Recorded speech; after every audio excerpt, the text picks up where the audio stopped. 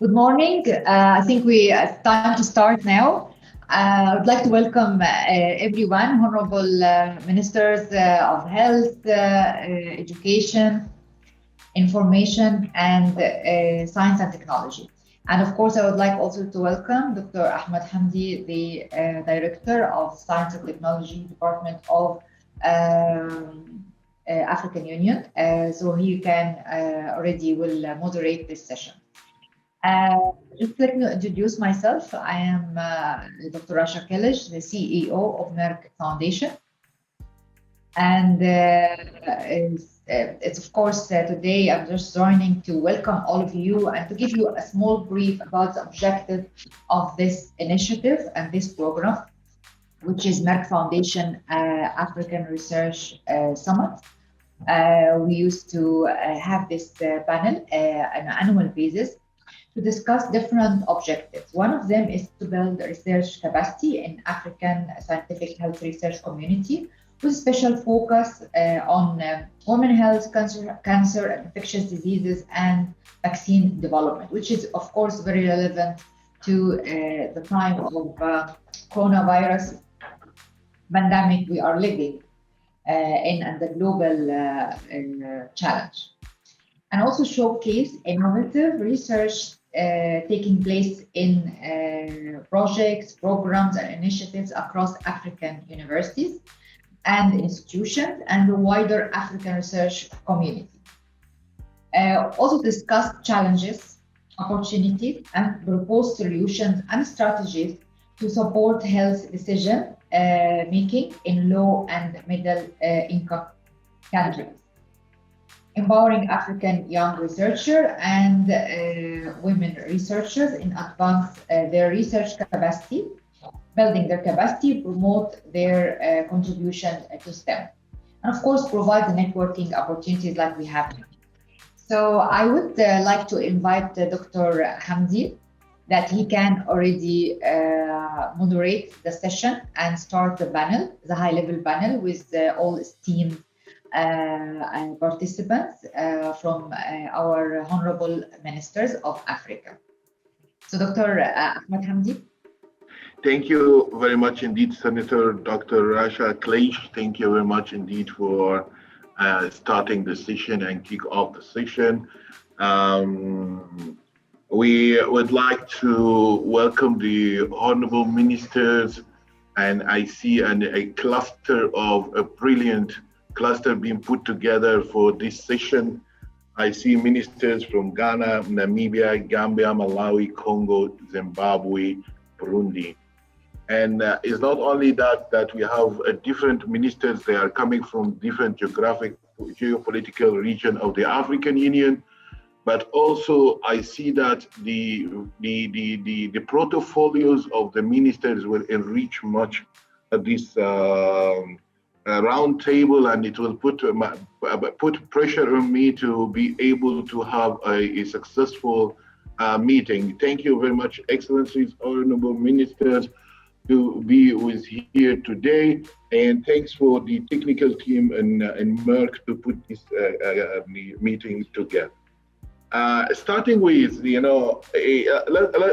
let me put my feelings toward this meeting really, because last year it was a turning point in my life, and I believe it's also a turning point in each and every individual life. We never have a year like this. I was having a very good time in Casablanca, traveling from Casablanca to Lagos in early March in 2020. And as I landed in Lagos, I see no more a smiling face. I just see a masked face. I see the people are terrified. The passengers, the officers, the immigration officers shouting to each other like, keep a social distance, sanitize your hand, don't approach me, just keep yourself away, and so on. So this has become like a reality which we are living almost for 1 year and more now, which we are not really happy with it. And they call it for us the new normal. So this new normal put in us no gathering, no more hangout, no people around you, even no meetings with your own extended family, no work floor, no coffee breaks, no socialization with your colleagues and people around you. And even they give you an instruction how to wash your hands. I feel like it's too much of pressure even for people to come and teach you, you need to wash your hands 20 seconds to do like this, to do like that, and so on. It's not only that, you need to sanitize the desk floors, you need to sanitize the doors, you need to sanitize your car, you need to sanitize everything you're gonna touch by your hands. So, I forget to tell you also, there is 7 ugly months or more in some of our member states of a lockdown. This is, Excellencies, ladies and gentlemen, the new reality of our life. And this is all together, we name it the non-pharmaceutical intervention. The non-pharmaceutical intervention was really very successful in eliminating the impact of the first and second wave of COVID-19. But right now, when we are talking and we are going for the epic of the third wave of the COVID-19, our populace, our public, they are not compliant with any of the non-pharmaceutical interventions. So, Excellencies, in your point of view, what is the reason behind that? Before you go to the supermarkets, you go to the gathering areas, everybody is putting masks now, they are not observing that. They shouldn't be gathering together, they are gathering together, they are celebrating more. So how we can regain the trust and the support of the public on the non-pharmaceutical intervention? No, I don't know what reason she's brought on your table. So that we all have some. And furthermore, how we are able to ensure that we put in measures that are able to be implemented. So, Excellencies, this is really the starting point for our discussion, and I hope the floor is open, and I believe I may go out from this part of the discussion with a good recommendation that we can take home with us. Thank you very much indeed. Your Excellencies, the floor is open. Actually, I will not point any question to any of the ministers exist, rather than I just open the floor for a conversation and discussion. Thank you very much. So, Dr. Hamdi, so maybe we can also ask each minister to have his contribution or her contribution, because the online system will not be able to, anyone can talk at any time, so we can unmute the rest. So maybe we can start with, as we see in the participants, we can see as per the first people who joined. Yeah, I think Dr. Rasha, I can see the hand of Her Excellency, the Minister of Malawi. And Minister, please, when you take the floor, Bardomi, you need just to give us a brief 1 or 2 minutes, or maybe 1 minute about your good self, your expertise, where you are coming from, so you enlighten the audience along with myself. Thank you very much. Honourable Minister from Malawi, you have the floor, Doctor. Thank you very much indeed. Thanks so much, Dr. Engineer Muhammad. Your Excellencies, the First Ladies, Ministers of Gender and Women Affairs from across Africa, distinguished guests and participants, ladies and gentlemen. Yes, indeed, I'm the Minister of Gender, Children, Disability, Elderly, Social Affairs and Community Development in Malawi. I'm a PhD holder in the Development Studies. I'm also having a Master's in Counseling and Guidance, a degree in Finance and Investment Analysis. I'm a teacher by profession. I'm a seasoned politician. I joined politics in 1999 up to now. And I'm sure some of these things, they were good to ask our CVs before we start the meeting, so that you've got to know us, who we are, than even introducing ourselves. But still, I'm your sister. We thank the President for the appointment of this meeting. It is a great privilege and honor for me and also the Malawi delegation to be part of the 7th edition of Merck Foundation Africa Asia Luminary in 2021. Am I there? Hello? Yes, Excellency, we hear you very well, loud and clear. Oh, very good, very good. I'm grateful to Her Excellency, the First Lady, Madam Esther Lungu, the First Lady of the Republic of Zambia, for co-chairing this important summit. The conference comes at a time when our countries are struggling to manage the gendered impact of COVID-19. The pandemic has disrupted the social, economic, and also political life. The situation is even far much worse for women and girls. The hardship includes increased work burden resulting from unpaid work, job losses, caring for the sick, the elderly, and also the orphaned. Your Excellencies, the level of gender-based violence have also increased. The closure of schools has expected child marriages and also teen pregnancies. The assessment of teen pregnancies and child marriages has took place in August, from August and September 2020. I found that from February to the time of the assessment, 44,872 teen pregnancies and also 12,995 child marriages has been recorded. And this is the whole reasons why we had also a meeting of call to action of members of civil society organizations, the directors, and also our partners, donors, IMF, to make sure that we come to an end of these child marriages, which is really going to make us not to reach the United Nations agenda of 2030 and also the African Union agenda of 2063. We have our own vision as well as Malawi government, the vision 2063 of the number of programs, 7 of those and 3 programs which we need to tackle. Your Excellencies, we all know that achieving gender equality and also the empowerment of women will facilitate the demographic dividends and also sustainable economic growth. It is a concern to note that despite Africa realizing economic growth of above 4%, 600 million people still live on less than $2 per day. Malawi experienced economic growth during the mid-2000s, even though its effects on poverty was minimal.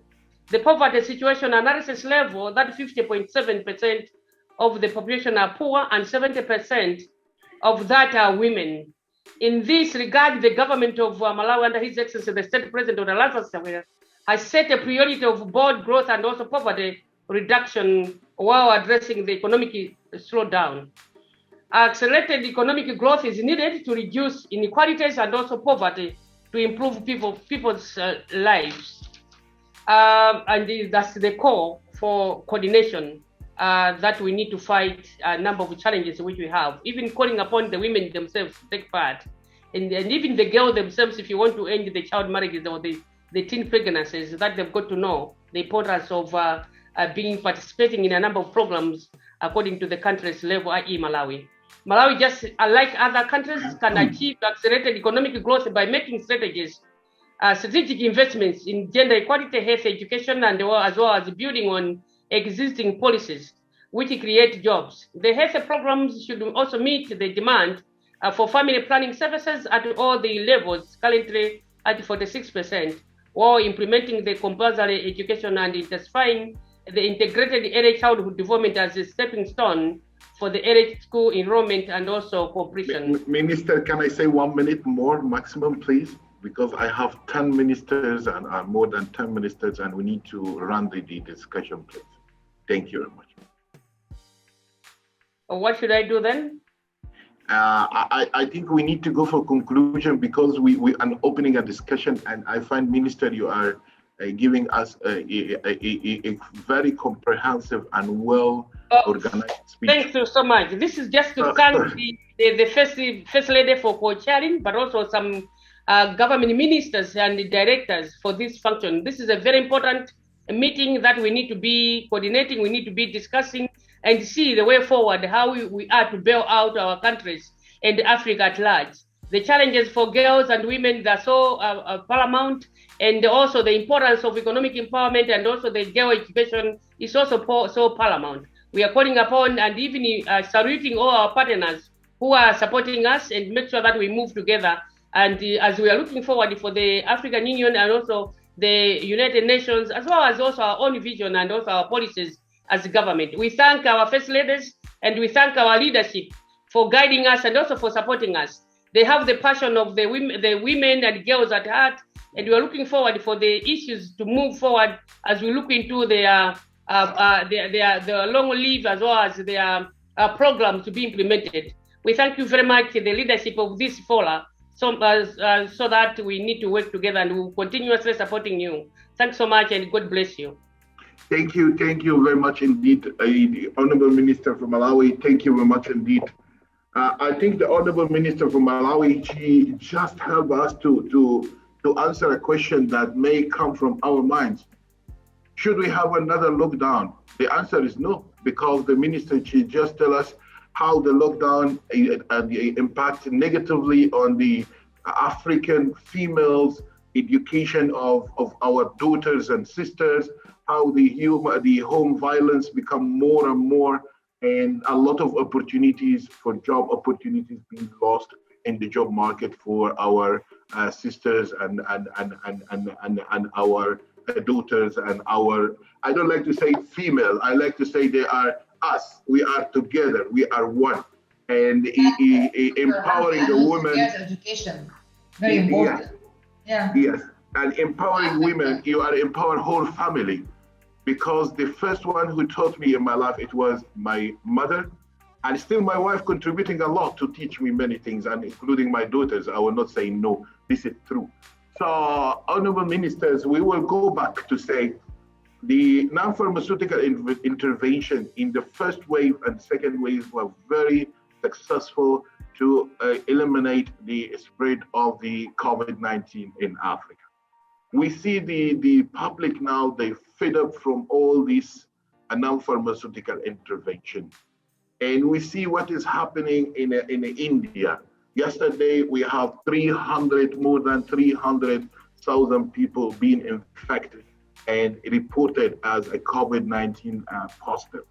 So what we need to do to ensure that our communities have their payback, they are able to adhere to voluntarily, and I'm saying adhere voluntarily, to the non-pharmaceutical intervention.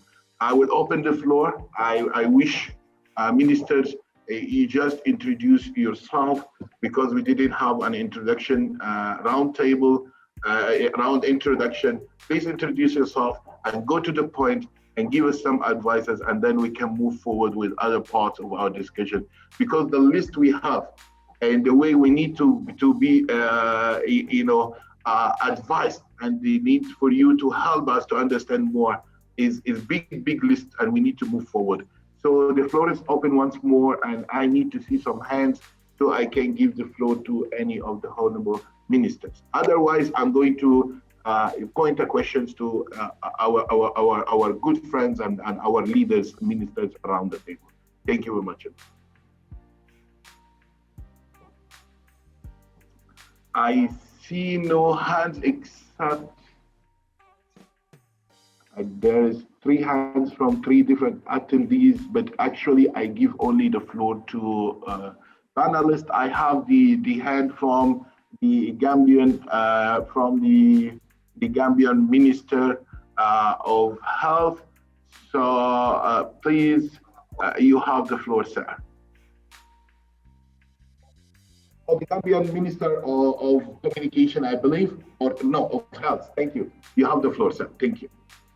Just to say that we are extremely happy to be associated with this conference call, knowing that as ministry responsible for ICTs and communication, this is critical, especially at this time of the pandemic, when Africa is looking at a number of options to ensure that the right processes are done for people not only to get the right information, but also to have efficiency in the way we are, dealing with the COVID.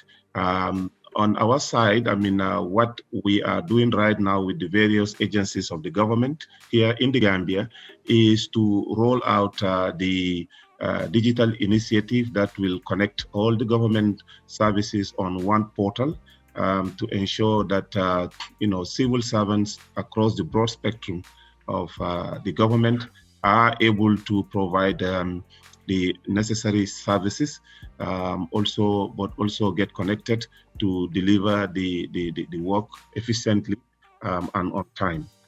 Now, looking at the issues for discussion, especially how we have been able to maneuver our way through the pandemic, my ministry actually came up with an initiative that was extremely very useful in that we collaborated with the Ministry of Education, where we provided virtual classrooms for the whole of the country. And this was piloted. Now we are thinking of upscaling this to make it a sustainable project. However, looking at the other two key topics that are that's supposed to be discussed today, which of course, one relating to a strategy on young people and the sustainability aspects of access to education, access to jobs. This is critical, and I believe that ICT will still have to play an important critical role in this, because at a time when, for example, looking at the hospitality industry, a number of African countries built all these big, massive conference centers at hotels. And now, all of a sudden, many of these conferences are not taking place on location or on site. People are virtually doing things from home or from the comfort of their offices. So what happens to conference tourism in Africa? So that's where innovation will have to come in to engage our young people to embrace digital concepts, so that we can have what we call One Africa platform to ensure that goods and services are available. You may not travel to a particular country, but you can have specific services that can be sold to a wide variety of people, even though they are not in those countries, but in their own countries. So there has to be some very strong, innovative, strategies and ideas to help young people have access to some of these important job initiatives. But we also need to accelerate our efforts on digital literacy. And you don't necessarily have to be a literate person to be able to do this. And I think, the African governments would need to, start seriously thinking about this issue, that, the opportunity provided by, our mobile phones, the fact that many Africans, whether you are educated or not, can use smartphones, can navigate their way through the smartphones, should be an added opportunity for us to put our energies together, to synchronize and see that. Minister, please, 1 minute, please. Yeah, we develop apps. We develop apps that can be easily accessible by the African people to develop our e-commerce initiatives and to also develop the strategies that will spur employment in Africa. Thank you. Thank you very much indeed, Honourable Minister of Information from Gambia. This is what put me in a direct question to the Ministers of Information. But before going that direction, I would like to welcome our host, the Honourable Minister from Zambia. Welcome to the meeting. I see that you may have some difficulties in connectivity. So I will love to give you the floor for 1 or 2 minutes to welcome us to the meeting, because we are expecting to have a welcome from the Minister of Zambia. So, Honourable Minister, you have the floor. Thank you very much. I hope it's Minister of Gender who has been given the floor, because we are a number of us as ministers that are participating in this conference from Zambia. My names are Honourable Elizabeth Cleary, Minister of Gender. I welcome all of you into this conference. I just want to thank our mother, the First Lady, who is hosting this conference in Zambia. I want to recognize everybody that has participated in this conference. Your Excellency, the Republic of Zambia, Dr. Edgar Chagwalungu, the First Lady, Madam Esther Lungu, fellow cabinet ministers, fellow participants, the CEO, Merck Foundation, distinguished ladies and gentlemen, I'm pleased to participate in the 8th edition of Merck Foundation Africa Asia Luminary Conference today, the 28th of April 2021. As Minister of Gender, allow me to first recognize and commend His Excellency, the President of the Republic of Zambia, Dr. Edgar Chagwalungu, for prioritizing women economic empowerment and gender rights protection among the women and girls in our country. It is worth noting that His Excellency is a gender champion when it comes to protecting the girls and against early child marriage and gender-based violence. Distinguished ladies and gentlemen, government under the leadership of His Excellency has made remarkable strides in ensuring that women farmers, especially small-scale food producers, are provided with appropriate but affordable technology to improve the quality and quantity of food. The idea of promoting value addition to farm produce from women-led cooperatives is the realization that our local cooperatives can produce and sell both primary and secondary products. The government wants to ensure that poverty is prevented and more employment and wealth created.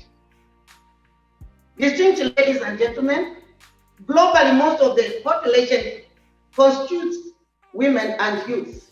Today, most of these women and youth do not have sustainable income opportunities. There is need, therefore, to hasten efforts in job creation and empowerment for women and youth. I want to mention here that the government of Zambia has developed the Economic Recovery Program 2020 to 2023 that identifies agriculture and manufacturing as some of the key areas for job creation and poverty reduction. This fundamental is in driving inclusive economic transformation and development.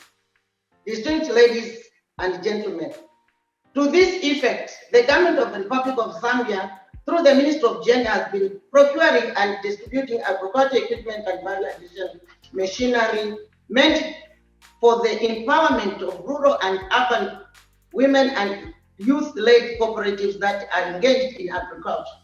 This is to diversify the business and add value to the produce. Distinguished ladies and gentlemen, government through the Ministry of Gender has also launched the Climate Change Gender Action Plan to bridge the gap between gender and climate change and provide policy framework of gender to address climate change. The Climate Change Gender Action Plan also identifies climate smart sector. This effect, government is implementing the Women Economic Empowerment Program aimed at empowering communities with climate smart technology such as solar powered equipment for irrigation and poultry farming. Government is also providing beekeeping equipment in bid to conserve the environment and our forests from the destructive charcoal burning activities as part of environmental protection and economic diversification. Can I say 1 minute, Minister? Ladies and gentlemen, in conclusion, let me reiterate that the downturn in the economic as a result of COVID-19 cannot go without our concerted efforts in cushioning its impact on women livelihoods. Women need stimulus package to revamp, rekindle, and put life to the wheels of the economies of the world. I thank you. May God bless you. Thank you very much, Honourable Minister. I'm actually, Dr. Hamdi, I'm very happy that ministers of gender from different countries are participating, because women is a very important factor during coronavirus pandemic. As you know, they are locked in with their abusers, and they are also suffering from, lack of economic empowerment during the lockdown or movement restriction. Girls' education is not at its optimal. Of course, there's a lot of girls left the school, and it's very difficult to bring them back to school. All the other things like child marriage and other things that we are advocating against every day, it is now free because there is lack of control because of the corona all over our countries. So thank you very much for your Excellency, your Honourable Minister, for your contribution and all the programs you are doing to ensure that women are protected during this time. Thank you very much. I would like Dr. Hamdi to, if you don't mind, to welcome the Honourable Minister of Health of Zambia to the floor. Since Zambia is a host country, and we had a lot of programs also running with the Ministry of Health of Zambia for building capacity and training doctors. And it's a great opportunity to hear from him how the importance of healthcare capacity, especially during the pandemic and coronavirus, because the importance of building healthcare capacity has been emphasized during this time, because of course we are actually relying mostly on our doctors, the first line defenders and our heroes every day. So I would like to hear from Honourable Minister. Welcome, Honourable Minister. Thank you, Senator Dr. Rasha. I think I can call about our host, the Minister, His Excellency Jonathan Kamima Chanda, to give us his remarks. Thank you. Yeah, thank you so much, Your Excellencies, Honourable Ministers, all protocols observed. I think due to time, I'll focus on two major issues in terms of Zambia's COVID-19 response, and then the role of scientific research in responding to cancer and vaccines development. Your Excellencies, first let me give gratitude to Her Excellency, the First Lady of the Republic of Zambia, Madam Esther Lungu, who has been a co-chair of this very, very important meeting. The response to coronavirus COVID-19 pandemic in Zambia has been led by His Excellency President Edgar Lungu for the past 1 year. The first 2 cases of COVID-19 in Zambia were confirmed on 18th March 2020. As of yesterday, 27th April 2021, we had recorded 91,484 cases and 1,249 deaths. People have died from coronavirus, with 89,743 who have recovered. And two weeks ago, we launched the COVID-19 vaccination program in Zambia using the COVID-19 AstraZeneca vaccine under the COVAX facility. And in the past 2 weeks so far, we have vaccinated almost 22,000 people. In Zambia, our aspiration is attainment of universal health coverage using a primary healthcare approach. And therefore, even as we respond to COVID-19 pandemic, our focus is on creating resilience in our healthcare system to protect our people from other public health concerns, infectious diseases like HIV/AIDS, malaria, TB, non-communicable diseases, and of course, reproductive health, maternal, neonatal, child, adolescent health, and nutritional issues. Furthermore, in acknowledging that sustainable economic development requires a healthy and productive human capital base, government has set an agenda to promote public health security to ensure that our people and the socio-economic development of our country is progressively insulated from various public health threats. Your Excellencies, distinguished participants, aligned to the strategic plan was the establishment of our Zambia National Public Health Institute, the ZNHPI, which has been in charge of public health security and has been very, very instrumental in making sure that we contain the COVID-19 pandemic in Zambia. We have had a first wave from July up to September last year, first wave of the COVID pandemic, and we're just coming out of the second wave from January up to March, April this year. Your Excellencies, let me acknowledge our partnership with Merck Foundation and working with the First Lady of Zambia, Her Excellency Mrs. Esther Lungu. Her office has been such that the Ministry of Health and I collaborate, and we have identified medical doctors for training based on identified skills gaps, and these are then supported through the Merck Foundation. Our needs are informed by our Human Resources for Health Strategic Plan and the National Training Operational Plan.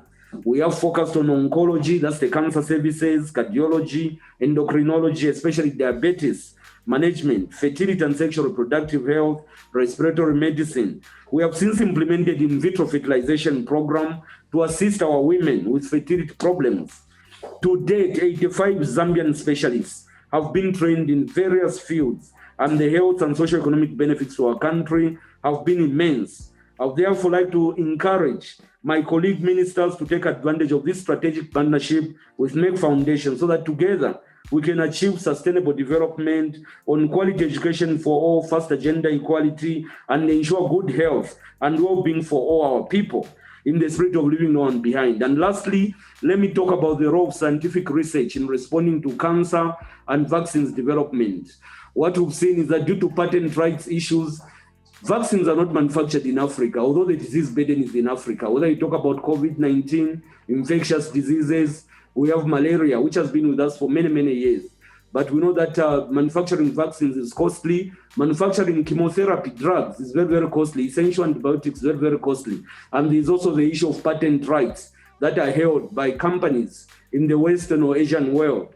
We therefore support World Trade Organization's views on patent rights that they should be waived so that there should be local manufacture of these vaccines in the countries that are bearing the burden of the various infectious diseases. We need to locally manufacture drugs, antibiotics for all these diseases that are killing our people. And we are happy to note that while Africa bears the burden of malaria disease, which has killed millions of people before, the malaria vaccine is also on site, and it has shown efficacy of 77%. We therefore appeal that those companies holding patent rights should do something very humanitarian by making sure that African countries can manufacture these vaccines for malaria, COVID-19, essential antibiotics, and also chemotherapy drugs. With those few words, I wish to thank you and wish to convey our gratitude as Zambia for hosting this meeting virtually. Thank you so much.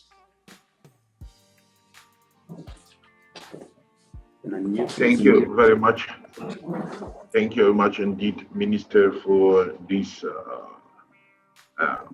remarks, and we appreciate your remarks and really appreciate the support that we receive from Zambia and also the co-organizing this meeting. Thank you very much indeed. I think it's more or less, this session is like a reporting session. We are not dialoguing.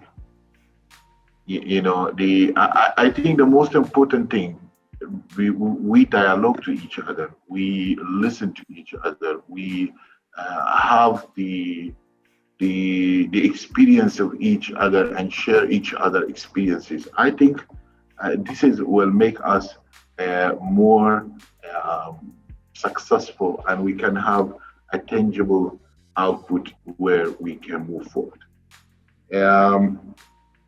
Having said that, I would like to go back to the Ministers of Information present in this meeting. And I believe when we are talking about the issue of distance education, our kids are staying at home and they are connected to the internet and they start to take their online classes. And some of our member states, they are doing hyper systems. And these hyper systems that the students go for 1 or 2 days to the school and they stay at home for the rest of the week. All the classes is happening by using the digital phones. I think the ministers of education and ministers of information, they are present in this meeting. We need to discuss the issue of the bandwidth, the internet speed. We need to discuss about the affordability of the price. We need to discuss the issue related to pricing, because the reports are coming out from the Nigerian telecommunication, for example. I want to go to all member states. They are saying the revenue in 2018, it was 2.245 trillion. And I'm saying trillion, that means 10 to the power 12 naira. So how we can be sure that we are using a reasonable and effective pricing system to ensure that the service is delivered to our people. I think I will open the floor in this issue for ministers of education and ministers of information for 1 or 2 minutes each minister. If you wish to give ideas, please have the floor. I have the Honourable Minister from Burundi is raising hand, please. Honourable Minister from Burundi. Bonjour. D'abord, je commence à saluer tous les panélistes et les participants et je félicite également la Fondation Merck et je les remercie pour l'organisation de cet échange d'informations.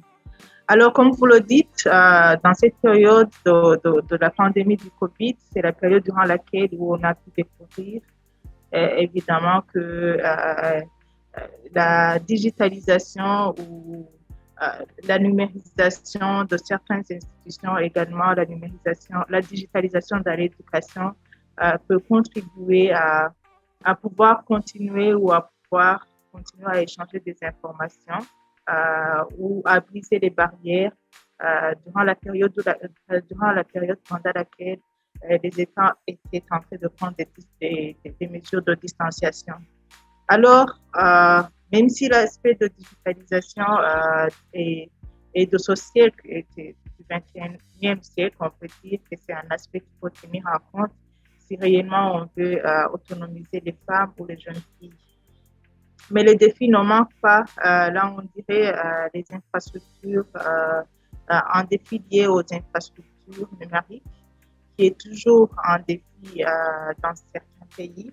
Mais au Burundi, je dirais que on a une fibre optique qui est déployée dans toutes les provinces du Burundi et aussi qui est une fibre optique qui permet une connectivité à haute vitesse. Mais je dirais comme dans d'autres pays, cette culture numérique qui manque pour les jeunes filles et les jeunes femmes, cette culture numérique qui manque pour beaucoup de jeunes filles est un handicap pour pouvoir rentabiliser ou pouvoir exploiter ces infrastructures qui sont existantes. Je dirais que la période de pandémie du Covid a montré la puissance du numérique dans l'usage de la puissance du numérique dans tous les aspects ou dans tous les domaines de la vie de tout le pays. Évidemment, il faut, quand on parle de la connectivité, il faut aussi discuter aussi de l'accessibilité des outils ou des terminaux informatiques qui est aussi un handicap. C'est vrai, dans une localité, on peut recevoir de l'Internet à large bande, mais qu'en est-il du pouvoir d'achat de la population ou du pouvoir d'achat de ces jeunes filles et femmes qui devraient exploiter à travers ces outils numériques, qui devraient aussi être des participantes, être impliquées dans l'inclusion financière. Les outils numériques aujourd'hui offrent beaucoup d'opportunités, c'est vrai, mais je pense qu'il faut combiner les efforts pour pouvoir renforcer les capacités des jeunes filles et des jeunes femmes et aussi les aider à l'accessibilité de l'Internet, puisque c'est un outil indispensable pour leur développement et leur autonomisation. Et surtout quand on parle de l'inclusion financière, quand on parle de s'informer ou de s'éduquer ou de pouvoir partager de l'information. Un autre défi est lié aux stéréotypés que aussi dans l'éducation des TIC. Dans les filières en TIC, il n'y a pas beaucoup de jeunes filles et de femmes parce que... Minister, can I say 1 minute, please? Je peux dire que ce sont des stéréotypés liés au genre parce que ces filières ne sont pas aussi adhérées par les jeunes filles ou femmes, de part qu'ils disent que ce sont des métiers pour les hommes qui demandent beaucoup d'efforts. Mais je dirais que ce n'est pas des métiers qui demandent beaucoup d'efforts, plutôt ils demandent beaucoup d'innovation et beaucoup d'intelligence et d'intellectuel pour pouvoir y entrer. Je pense qu'il faut conjuguer les efforts pour pouvoir déployer des programmes de renforcement de capacités pour améliorer les compétences numériques chez les jeunes filles et les jeunes femmes. Je vous remercie. Thank you very much indeed, Honourable Minister from Burundi of Information. Now I see the hand of the Honourable Minister from Uganda, Minister of Health. Please, Minister, you have the floor. Thank you. Thank you so much. Your Excellencies, the First Ladies, Honourable Ministers holding the different portfolios, I want to give a special appreciation to the First Lady, Her Excellency, the co-chair, the First Lady of Zambia, Mama Esther Lungo. I'm Dr. Joyce Moriko Kaduchu, the Minister of State for Primary Health Care, a medical doctor by training, a pediatrician, and I hold a PhD in health. Allow me to, first of all, appreciate the Merck Foundation and all the team for inviting us for this very important meeting of the 8th edition. And I want to bring a warm greeting from the people of Uganda. And this is my first time to attend this meeting. It was previously my colleague who was attending. And I want in a special way also to really appreciate this time that the meeting has come when we have the COVID pandemic. Allow me in a special way to appreciate and thank our president, the president of Uganda, His Excellency Yoweri Kaguta Museveni, for he championed and he gave a firm leadership to the people of Uganda that have seen a significant reduction in the COVID infection during the phase 1. However, we still have the phase 2, which is actually coming up right this time. And I want to make this clear that the people of Uganda so far, we've got a cumulative infection of 41,737. However, unfortunately, we lost 342 people. But the good news that we have is that last month, we received a COVID vaccine from the COVAX facility. We are very grateful as the people of Uganda, and the country launched that vaccine on the 10th of March. And as of today, our people have been responding to it slowly though, but the first frontline workers and other people at risk have been the first people to receive the vaccine. Allow me, members, to say that COVID-19 has come with a positive and negative effect. And indeed it is true. The significant effect has been seen on the future of our young girls. The teenage pregnancy rate has gone up all over. For us, the people of Uganda, previously the prevalence was 25%, but this has gone up to 30% and much higher in some parts of the country. The pandemic has affected health service delivery, most especially maternal health service care delivery. Antenatal care was affected because during this pandemic, the first antenatal care for us, mothers have been going, it went up to 95%, but the fourth antenatal care has significantly reduced due to challenges of transport, challenges the mothers meet along the way. The health service also during COVID has been significantly affected, most especially people with chronic infection, those with TB, HIV, diabetics, hypertension, and other chronic liver disease, cancer, and what have you. And important to say is that domestic violence has significantly gone up. and the economic impact has really negatively affected most especially women. What is the way forward as a team, as member states, as we have come together for this very important meeting? One of the way forward, as we discussed today, is to look at regional collaboration and coordination. How do we collaborate as a region and coordinate some of what we do together? Number two, we need to share best practices, how best the pandemic has been managed in some parts of the country, and what are the negative effects that we can share together, bring on board, and we can take leaves from one another. Number three, we are still in the same continent. There are cross-border infection, cross-border movement, and this need to be discussed and harmonized. How do we help our border post points in order to prevent the spread of this further infection? And lastly, we can come together and share best practices, most especially the issues pertaining the girls and the women. For example, here in Uganda, the schools have been open, but the manner at which we open these schools is in a staggering manner, such that when you have the candidate class are studying, the others remain at home. As the candidate class get going back home, other classes come back. But this has been a challenge as we see the second wave of infection coming up. Right now in Uganda, most of the clusters of infections are affecting the school-going children. It is affecting those in secondary school, the nurse training institutions, health training institutions by the virtue of their being closer to the hospitals. So these are some of the experiences we can share and how best we can manage and help each member state. And finally, for us as a country, as we manage this pandemic, we've been trying as much as possible to strengthen and build a resilient health care system and to put our health worker on the forefront so that the infection can we can minimize the infection among the healthcare workers who are the strong building block of the healthcare system. I thank you.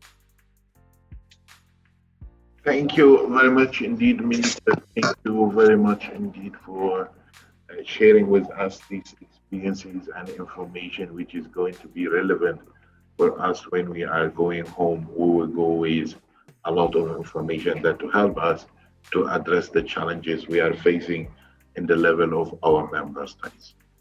Thank you very much, Honourable Minister. And I hope to meet you soon because we never met before, but of course after coronavirus. Thank you, Senator. I think the floor is still open. Yes, I see the Honourable Minister from Malawi. Sir, you have the floor, please. Thank you. Thank you, moderator, and all excellencies here present. I would like to agree with all the honourable ministers, and on behalf of the Honourable Minister of Education in Malawi, Agnes Nyaronje, who is not present, but delegated to me, the Director for Science, Technology and Innovation, an Associate Professor of Physics, but also the Chairperson for the African Standards Organization on Medical Devices and Equipment. I have one good news, which links with the Merck Foundation stimulated research innovations on specific areas of interest for Africa. These include drug discovery, real-time testing and sensors, nanoparticle for nucleic acid delivery, and digital innovation in bioelectronics. I would like to agree with the Honourable Minister of Health there from Zambia that Africa does have the capacity, research capacity, which we could, and in fact we'll be applying, I think, for the calls made by the Merck Foundation. And this will have a platform already created and led by the African standards to provide a window of acceptance for standard medical devices and standards, therapeutic targets to be developed, in vivo, in vitro, and in situ processes to be worked on.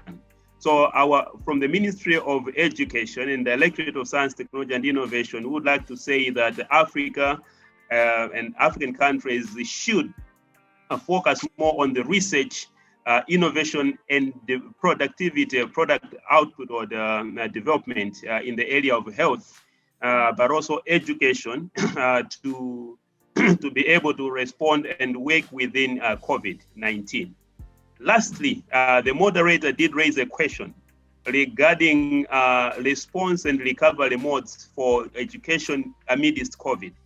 And Malawi, like the other countries, is also opting on the use of ODEL, open distance and e-learning. What we have done in Malawi is to come up with models for open distance e-learning using edutech, education technologies, but also having connectivity platforms, either using satellite education broadcast, radio and TV channel broadcasts, but also connecting using, for example, television wide space technology. These are digital imaging technologies for connectivity at a low cost. I would be discussing the cost, price, and tariff mechanisms later if inquired, but I would like to say that these technologies do exist in Africa, and we are happy to partner with several others. And we are also having a digital economy strategy which can actually, bridge all these initiatives together whilst we live amidst COVID-19. Over to you. Thank you. Thank you very much indeed, Minister, for sharing the experiences. And I do agree with you fully. Science, technology, research, we need to be able to invest in them to be able to produce what we need is not only in the health sector, but in other development and socio-economic sectors needed in Africa.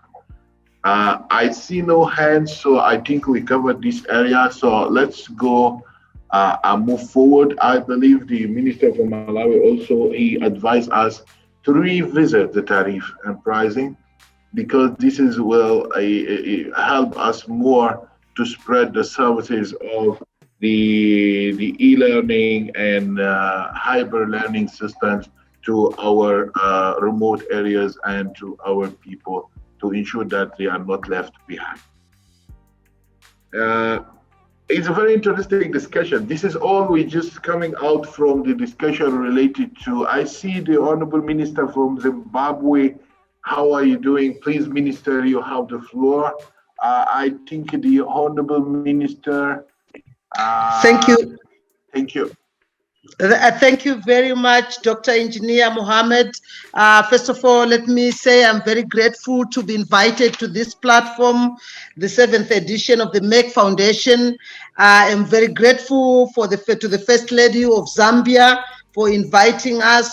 Let me just say I'm the Minister of Information, Publicity and Broadcasting Services in Zimbabwe, and our job in terms of response to the COVID-19 in the country has been, I'm actually the chairperson of the risk communication and information, which has been the vital thing in terms of informing the whole people of this country without leaving anybody behind. So we have put structures all the way to the ward level to make sure all our people are aware of the protocols which have been put together by the World Health Organization and also our government. Our president, as soon as COVID-19 was declared, our president declared it a national disaster, and he didn't spend time in putting together an interministerial task force, where I'm now the spokesperson as the minister who is in charge of making sure that we educate our people, inform them. I'm also happy to say we have done well in that line. All our people now are aware of those protocols. And again, we still have problems. People are not adhering to all the protocols. It also comes as no surprise that women stand at the front lines of the COVID-19 risks, the crisis. You know, women are healthcare workers, caregivers, innovators, community organizers. So we are doing a lot of work to make sure that our women are aware of all the preventative and precautionary measures. In terms of the crisis which COVID-19 has caused to our country, especially with the lockdown, our children who have always been going to school, it has become a crisis in the fact that not all our children were able to go on e-learning. And as a government, we have actually put a lot of resources to make sure that all our schools, at least even in the rural areas, also needs to have electricity. We need to have the gadgets, that is the laptops, desktops, even smartphones, to make sure that all our children, without leaving anybody behind, also gets on e-learning. It has been very clear that children in the urban areas who have got electricity, who have connectivity, and who also have access to computers have been able to continue with their education on e-learning. But as a country and as a government, we can't afford to leave behind the biggest percentage of our children who are in the rural areas. So monies are being put together to make sure that all schools do have electricity out there. Those who are not on national grid in terms of electricity, we can actually bring in investors into the renewable energy, which is solar. And we know that as Africa, we enjoy sunlight for more than 8 hours a day. So once we have all our schools on renewable energy, we have also started producing computers in the country locally, so that they will be affordable for most of the schools.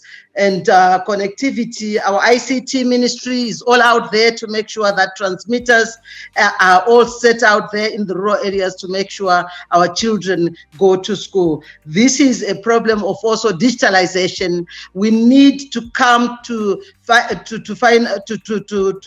the digitalization. ITU demands that we move from analog to digitalization. And we have found that countries which have finalized digitalization, they've moved with speed in terms of recovery. There has been ravages, crisis economically, and as I said, our children. So digitalization is an issue which we need to finalize as a country. And I'm happy that our country has put in the National Development Strategy 1, which is our blueprint as a country. Resources are being put to make sure that we finalize on digitalization so that we can move with speed to counter these economic ravages caused by COVID-19. I wish I had more time to talk about what we have done, but I also want to inform that it is critical to just know that majorities of countries that have been more successful in stemming the tide of the COVID-19 pandemic are actually led by women. And I wanted to just tell you that in Zimbabwe, the Interministerial Task Force, which is led by women, the Minister of Defense, who is a woman, she is actually the chairperson of that committee, which is responding to COVID-19, and the national coordinator of COVID-19 in the country is Dr. Agnes Mahomva, again a woman, and I've just told you that I am the woman who is in charge of the risk communication and information. So we will continue to work, and we know a lot of work has been done by the Ministry of Gender, and our Minister, Dr. Nyoni, is also in this meeting. A lot of work has been done to make sure that we stem the tide of COVID-19. It is difficult. It is a new normal. Our people continue to need to be told to adhere to these COVID-19 protocols. You know, it is not easy to change people's attitudes, but we continue to talk to them through all radio, television, and everywhere. I thank you, and thank you for giving me this opportunity to share the experiences in Zimbabwe. I thank you. Thank you, Minister. Thank you very much indeed. You are not only sharing experiences, but also you inspire us. Nobody should be left behind. We need to take everybody on board. We need to be sure that our students in the far remote areas on our countries, they are receiving a quality education. And I believe what you share with us is something we need to take home to try to replicate it and to benefit from it. I see the Senator Rasha maybe want to say something, or we should continue. I would like to acknowledge and appreciate the efforts being done for Zimbabwe, and digitalization is really important. We believe in that very much in our foundation as well. And I will be discussing with Her Excellency, the First Lady of Zimbabwe, ways how to participate to the digitalization, especially for girls' education in the rural area. because there is a lot, as you know, there is a lot of recycling laptops and computers and things like that that we can see how can we communicate this or cooperate with you to give it to the right candidates who deserve it. And this, of course, apply for many countries. Thank you very much, Honourable Minister. Thank you very much, Senator Dr. Rasha Kelej. I think there are more to be done in Africa, and I believe you and your good team, you will have more ideas to come with and will be able to support member states. Before giving to the Honourable Minister of Health and Population from Malawi, I need to move out from, we're still in the issue of non-pharmaceutical intervention, if I'm not mistaken. So let's go a little bit move forward in our way to deal with the COVID-19. Ministers attending in the meeting, there is a variety of cost for testing, the PCR test. And I give you an example. In Egypt, like where I'm coming from, you can find the test for 1,300 LE in some hospitals. You go to the other one, you find it for 2,500. In Nigeria here, where I'm proud to be as a Nigerian also, to sit here in the capital of Nigeria, I find it somewhere 75 US dollars, some others 85 US dollars. In Ethiopia, it's $30. So why this varieties in the price of the PCR? And if we need to encourage our people to have a realistic statistics, that to help us in developing a real modeling system to anticipate and forecast the number of patients we need to attend for, the number of the intensive care units, the amount of oxygen we need, the health personnel we need, and so on. So what I want to say, the pricing, the cost of the PCR test results on people are running away from doing PCR tests. This results on the weak statistics, because even what we are giving here, like if a country gives us 900 cases, I myself, I want to exaggerate it and multiply it by 10 at least to see the realistic number. So weak statistics resulting from the price of the PCR, and this will impact the modeling system that will impact finally our plans and response. The Honourable Minister from Malawi for Health and Population, please, you have the floor. And I hope you touch base with the question I just put. Thank you very much indeed. We are all listening to you, Excellency. Thank you. Thank you very much, Engineer Muhammad. First, let me congratulate the First Lady of Zambia, Madam Lungu, and indeed also make for this very important conversation which we are having. And also let me take this opportunity to congratulate all our First Ladies, for being, upfront, in fighting this pandemic, COVID-19, which has hit all our countries in the same way. And we are very, very grateful that we have our First Ladies who are there indeed providing servant leadership in providing a service to the people. And also let me take this opportunity to thank our First Lady, Madam Monica Chakwera, who has been in forefront mobilizing PPEs for our, especially the rural health centers who do not have normally access to these kind of things. She has been in forefront, mobilizing PPEs, getting donations, and also getting resources to provide in the fight against the COVID-19 pandemic. But also she has been in forefront, because like the other previous speakers have said, our girls especially, they have been affected so badly.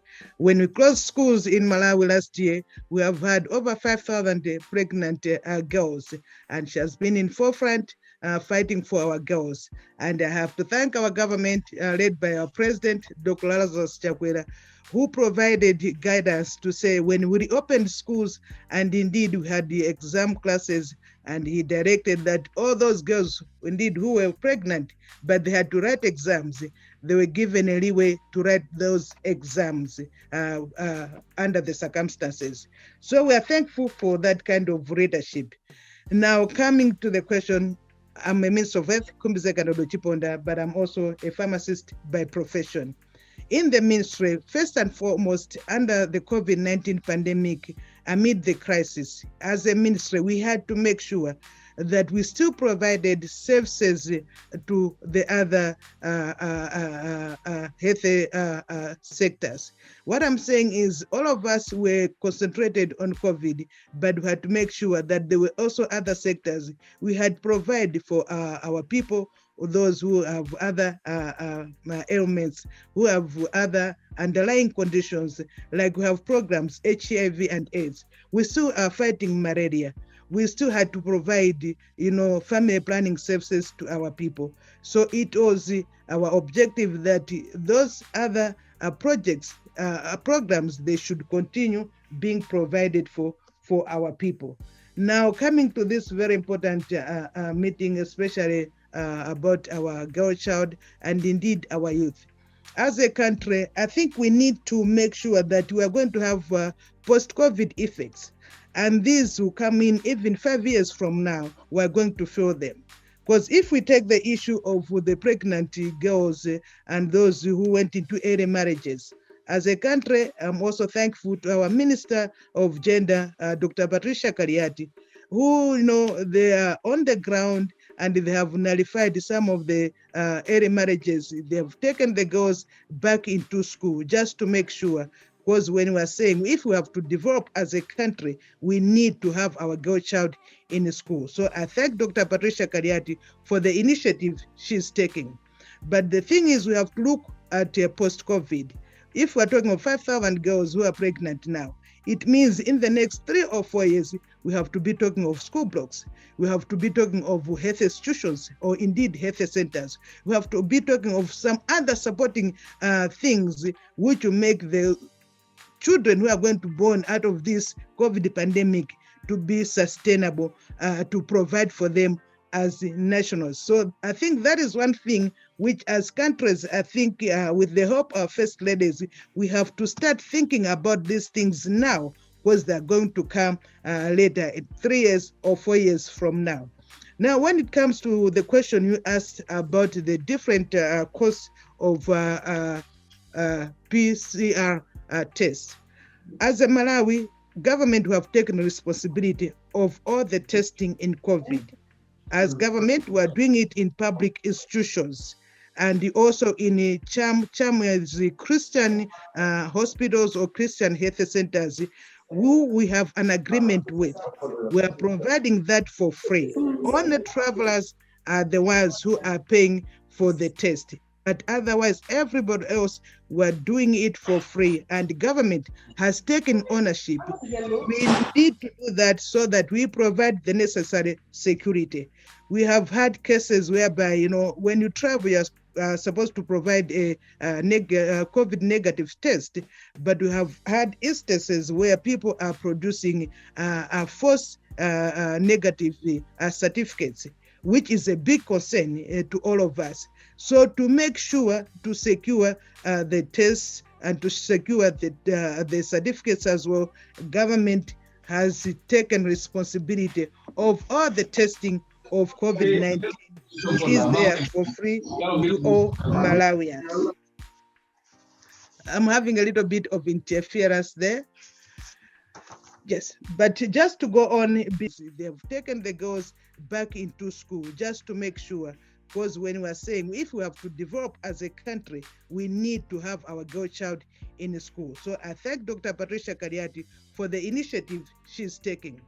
But the thing is, we have to look at post-COVID. If we're talking of 5,000 girls who are pregnant now, it means in the next 3 or 4 years, we have to be talking of school blocks. We have to be talking of health institutions or indeed health centers. We have to be talking of some other supporting things which will make the children who are going to be born out of this COVID pandemic to be sustainable, to provide for them as nationals. So I think that is one thing which as countries, I think with the help of First Ladies, we have to start thinking about these things now, because they're going to come later, 3 years or 4 years from now. Now, when it comes to the question you asked about the different costs of PCR tests, as a Malawi government, we have taken responsibility of all the testing in COVID. As government, we are doing it in public institutions and also in Christian hospitals or Christian health centers who we have an agreement with. We are providing that for free. Only travelers are the ones who are paying for the test. But otherwise, everybody else, we're doing it for free, and the government has taken ownership. We need to do that so that we provide the necessary security. We have had cases whereby, when you travel, you're supposed to provide a COVID negative test, but we have had instances where people are producing false negative certificates, which is a big concern to all of us. So to make sure to secure the tests and to secure the certificates as well, government has taken responsibility of all the testing of COVID-19. It is there for free to all Malawians. I'm having a little bit of interference there. Yes, but just to go on, and for that we're very, very grateful. But also let me also sincerely congratulate all our First Ladies for this step which you have taken to be in the forefront to assist your people, but also to make sure that our youth are not forgotten, but to put our youth in front, because indeed the future of our countries, and indeed if our countries have to develop, we need to put the future, our youth in front, and also a big priority in all our programs and our budgets as well. Thank you so much. I don't like to stop ministers when they're talking, because you are really inspiring us. Thank you very much indeed. And before I give to Senator Rasha, I just need to say two things, Minister. Thank you very much indeed that you bring us our attention to the silent killers, the other diseases we are facing in Africa. And we shouldn't, the battle with COVID-19 shouldn't take all our efforts. We still to have some resources to go to other diseases like cancer, malaria, hepatitis, tuberculosis, among others, HIV, among others. Thank you very much indeed, Minister, for bringing this. Also, the idea of involvement of traditional leaders and community leaders, because in Africa, we have this culture. We can't move without going down to the communities through the community leaders and tribal chief, among others.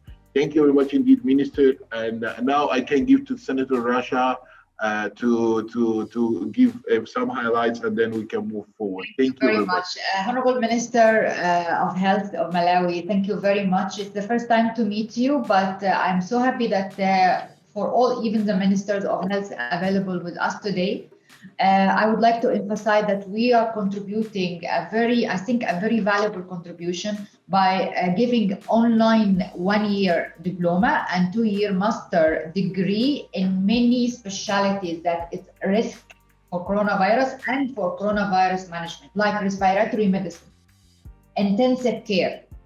Okay, so the training of these doctors is going to be a very good contribution to manage coronavirus, but also diabetes management, endocrinology, cardiovascular preventive, and reproductive health and sexual health, which is very, very important for women. As you can see, that women are very important now during this coronavirus and even before. So women health will be a good contribution. And oncology, medical oncology, all this online. Because I know it's very difficult to travel now for clinical training like we used to do before, but during coronavirus now we're developing this, and from UK universities.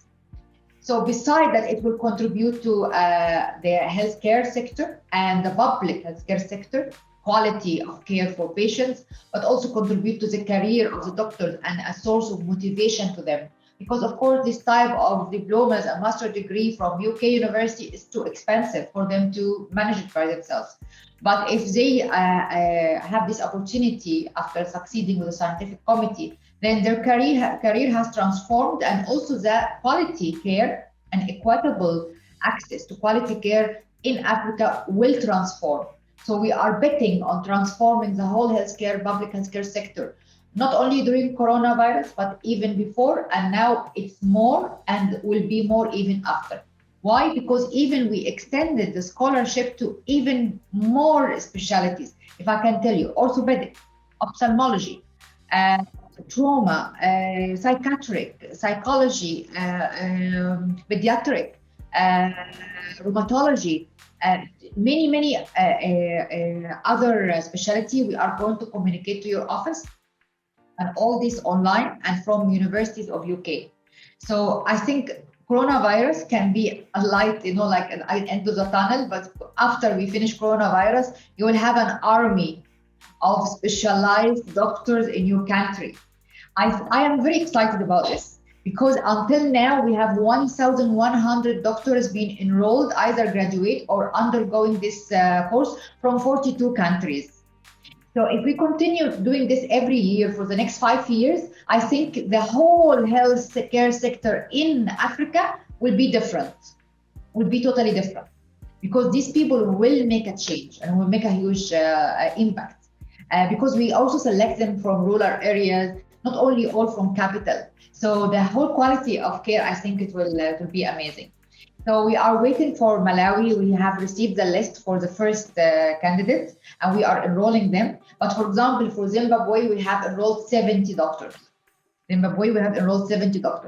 Gambia, we have 25 doctors. Who else is here? Uganda, we have almost 22 doctors. Ghana, 65 doctors. So it's going to be a huge contribution. So I am, thank you very much, and I'm looking forward to communicate with all of you and with the First Lady's offices after this meeting. Thank you very much indeed, Senator Dr. Rasha. I think the news you are giving, even for the African Union, is something very new, something like make us very happy to know that there is a foundation is really putting all these resources to support our member states to ensure that an elevation for the healthcare facilities, healthcare personnel is taking place. And I believe this is a remarkable contribution to the Agenda 2063 of the African Union. Not only that, but also to the Africa Health Strategy and the capacity building pillars and the science, technology, and innovation strategy for Africa. So he deserves from the African Union acknowledgement, huh? That's true. That's true. That's true. That's really something need to be reconsidered. And thank you very much for Merck Foundation and the leadership of her, the CEO of Merck Foundation, for these efforts. And we are looking for more, by the way, because Africa need more and more. And thank you. And you are really, Dr. Rasha, in a personal note, you are a great Africanist, because I know you personally. It's not like our first time to see each other. We know each other for a very long time, and I know your heart for Africa.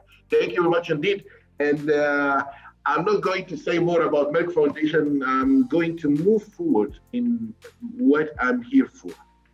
So actually, before giving the hand, I see the Honourable Minister from Malawi, the Honourable Minister from Uganda, Zimbabwe. The questions before is finished. Let's go for let's move forward. And I will open the floor, and I will call the ministers I just mentioned to take the floor. We finished the non-pharmaceutical intervention. We highlight the issues related to the PCR. We've been advised the distance learning and something. And now what we are talking about is vaccination. Vaccination, if you go anywhere in Africa, you sit anywhere and you discuss with the people, you find some people are very positive. Our vaccination is the solution. We go for it, and they go, even some of our leaders, they go for the cameras to take vaccines when they are sitting in the cameras. Others, they come and sit and loudly speaking, vaccination is not the solution for Africa. we as a public, like, I'm an engineer, and it's good, like, I feel sometimes to be away from the subject of discussion, to have the freedom to talk, because I can be considered anytime as an ignorant by the people giving the answers. So I like to be like this sometimes. What happened when I was searching about this vaccine, is it the solution for Africa or not? I go through the reports from the WHO. They said in WHO reports, to have the herd immunity, you need to have 80% of the population to be vaccinated in the same time. Like in the window of time, you have 80% of our population to be inoculated or to be vaccinated. So the 80% of the population have immunity. Okay, that's a good news. So I start to see the percentage being inoculated thanks, or start to be having this issue of vaccinated. I find in South Africa, they started 19 February, and I'm taking the big five. I'm not talking about countries with least developed countries as the World Bank's classifications. I'm talking about the countries with a moderate income in Africa. They only vaccinated 0.5% of the total population as of today. 0.5%. Nigeria, since they started, they only vaccinated 0.6%. So for us to go to have an 80% of our population, will take us years to have the 80% coming together. Recalling that the immunity time that given by the vaccine is doubtful. Some companies, they are saying the efficacy of the vaccine and the antibodies built inside the human being stayed for 6 months to 9 months. So that means we need to do the vaccination every 6 to 9 months. I'm not sure. If I try to also add to this, the challenges we are having in the utilities and in Africa, like there is no electricity in remote areas, the vaccines need to be treated in a certain way, the logistics. So if I'm going to be the negative voice, and allow me to be, I'm going to say vaccine is not the solution for Africa. Can you convince me and convince the audience that people who are saying vaccine is not the solution are wrong? Or maybe they are right, because we are a public and we are happy to have all these distinguished ministers of health around us so they can guide us, advise us, and then we are ready to hear to your opinions and to listen. The floor I just have is one open. opinion, Dr. Ahmed. Yes, Hamdi. please. Yes, please. I think it's a bit sensitive topic for Africa at the moment, because if you just go forward and you try to convince people vaccine is a solution, but you don't have the vaccine, okay?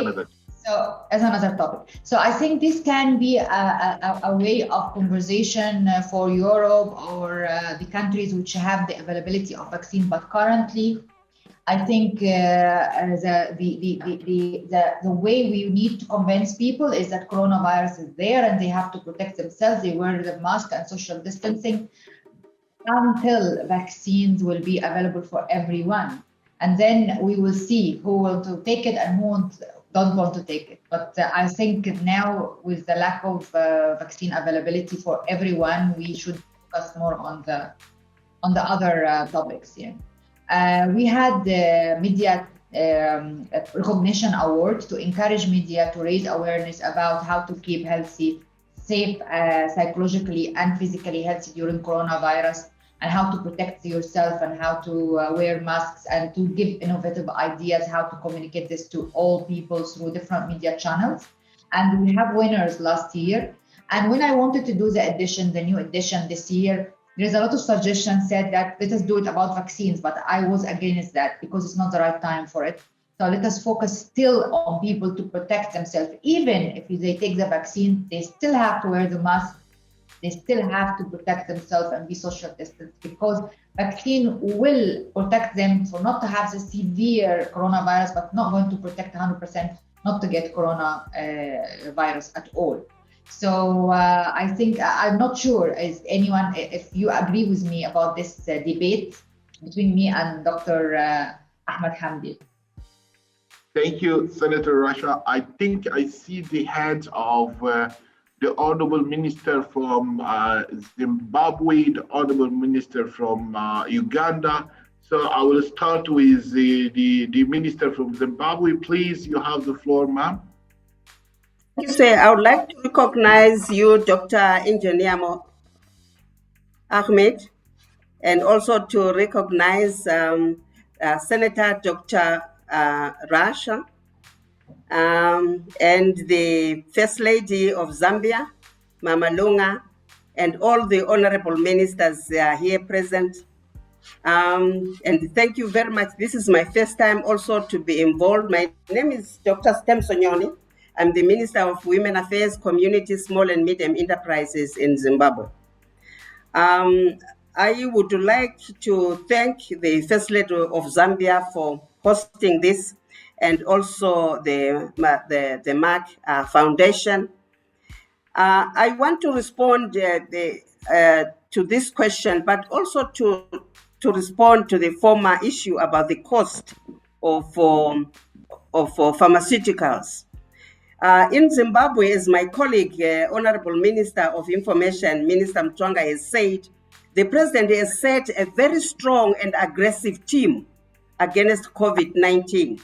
And I'm very glad that it's led mainly by women, the Minister of Defense, and also there's a director who is a woman that coordinates the pandemic. The vaccine in Zimbabwe is free. And our president has taken an aggressive stance. I want to agree with Dr. Rasha that we have to be multifaceted.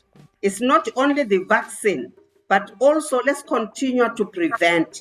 Let's continue to abide by the WHO rules. But in Zimbabwe, apart from that, our First Lady, Her Excellency Auxilia Mnangagwa, has been very, very aggressive in terms of really building people's immune system. And she has gone all out of her way to encourage nutrition at the village level, and has done a lot of research together with the universities and the women themselves in terms of what is it that we really should eat that helps us with our immune system. And I've accompanied her in some of these visits, and a lot of good information is coming out. And our universities, as well as the Ministry of Health, which is now being led by a vice president, they are looking into all these alternatives that are also well and scientifically researched, so that in the end of the day, we are coming up in Zimbabwe with all systems up against this disease.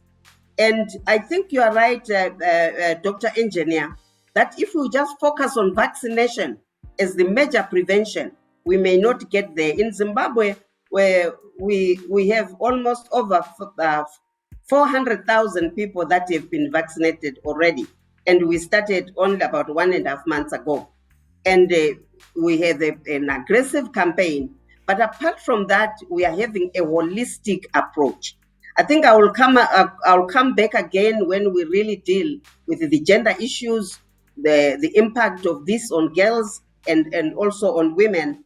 But let me say that as a government, we are also trying to produce a lot of our own sanitizers, a lot of our masks, so that the whole population is mobilized to participate in the prevention, rather than just wait for the vaccination. I think for now I will end there. Thank you. Thank you very much indeed, Honourable Minister of Women Affairs of Zimbabwe. Thank you very much indeed. I think I see the hand of the Minister of State of Health of Uganda, and then I will give you the floor, please. You have the. Thank you. Thank you so much. Once again, allow me to thank the team and all the ministers in your various portfolio. And Dr. Joyce Moriko Kaduchu, as I've introduced myself, I'm going to comment about the issue of vaccines, which you have just said. But before that, allow me to say a very important issue concerning the laboratory and the testing facilities. For Uganda, right from the onset of this COVID pandemic, the president has put in place the committee and the national team to spearhead the COVID management. However, the most important thing he brought on board were the scientists. The scientists that were picked from the various universities, from various institutions, they were brought together to give the really evidence-based science of this problem and how best as a country we can move forward.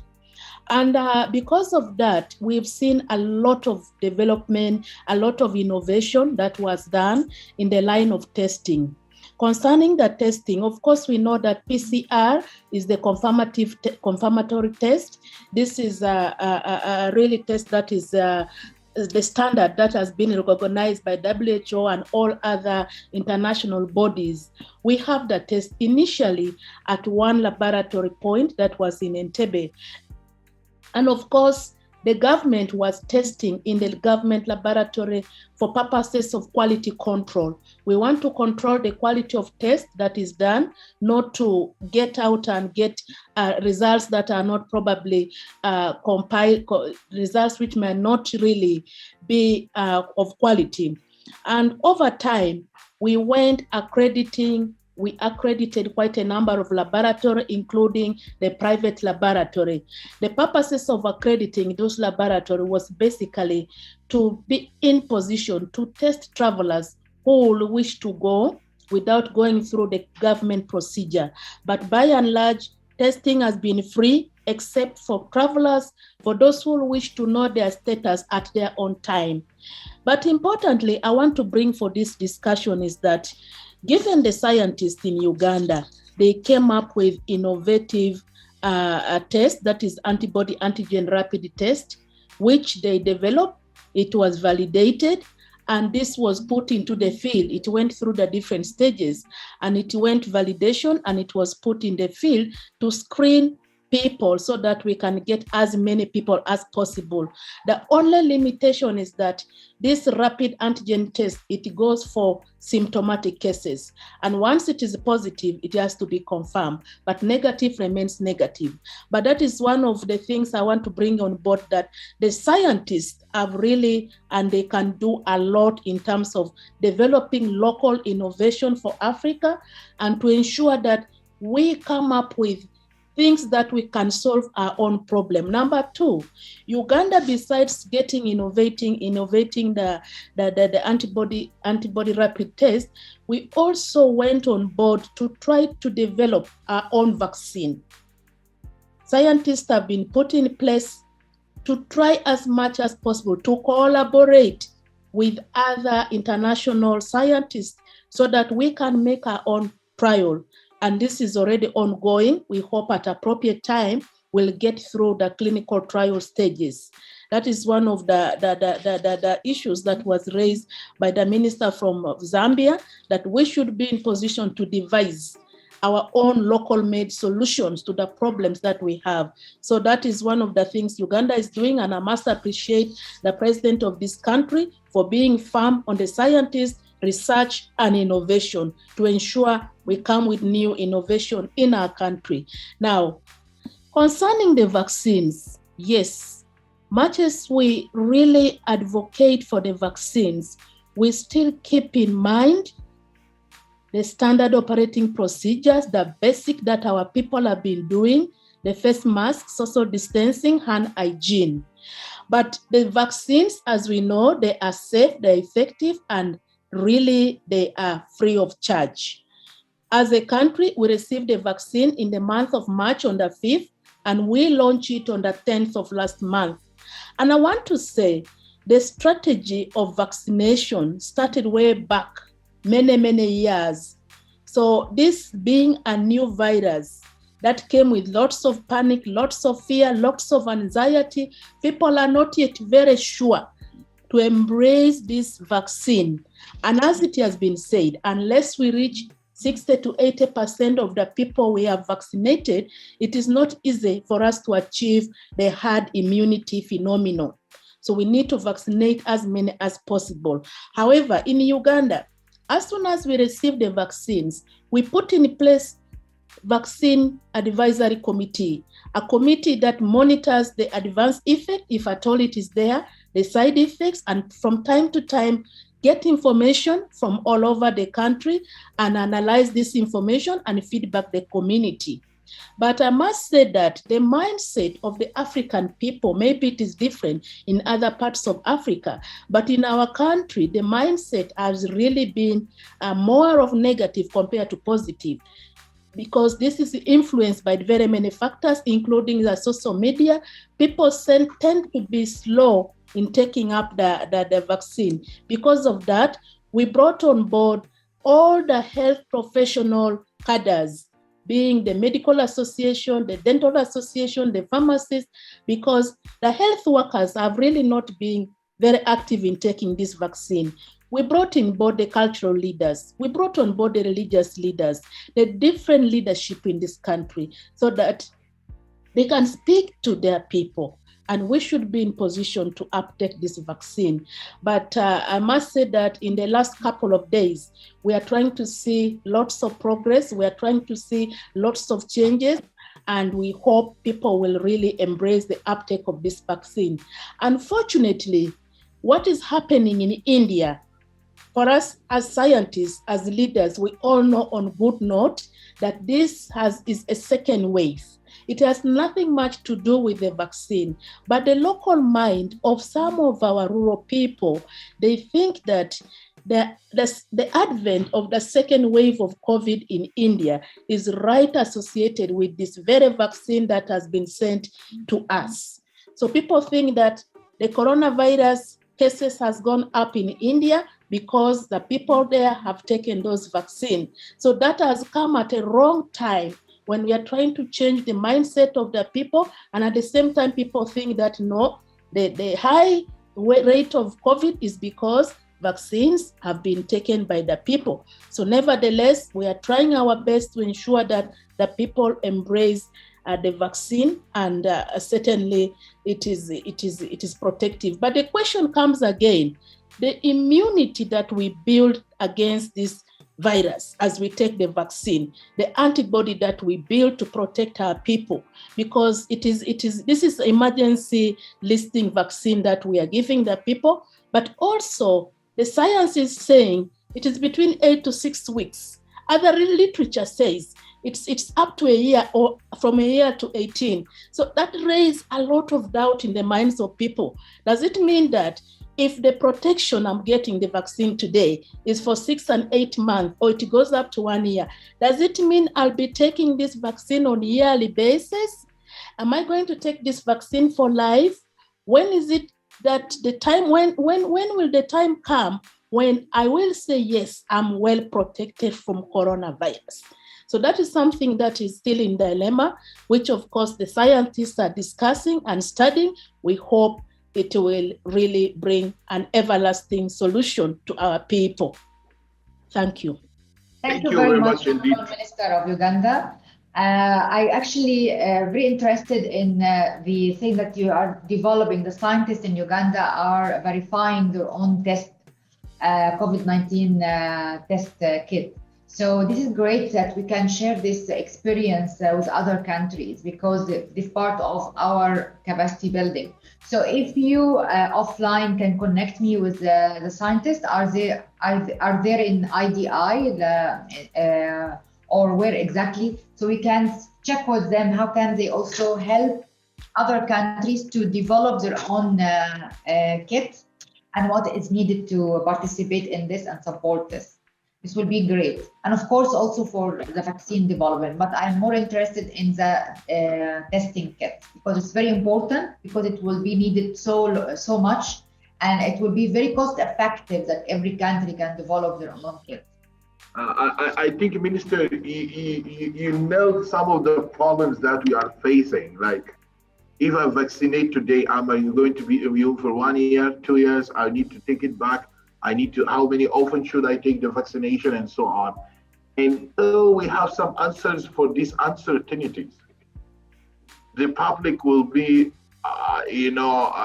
passive, like, and will not be active anymore to go for vaccination because there is uncertainties yet is not clear. And I commend the science work, the R&D work happening in Uganda, particularly in the issues related to COVID-19. I believe other member states also, they do have success stories to be sharing with us. I commend also the intervention given by the Merck CEO.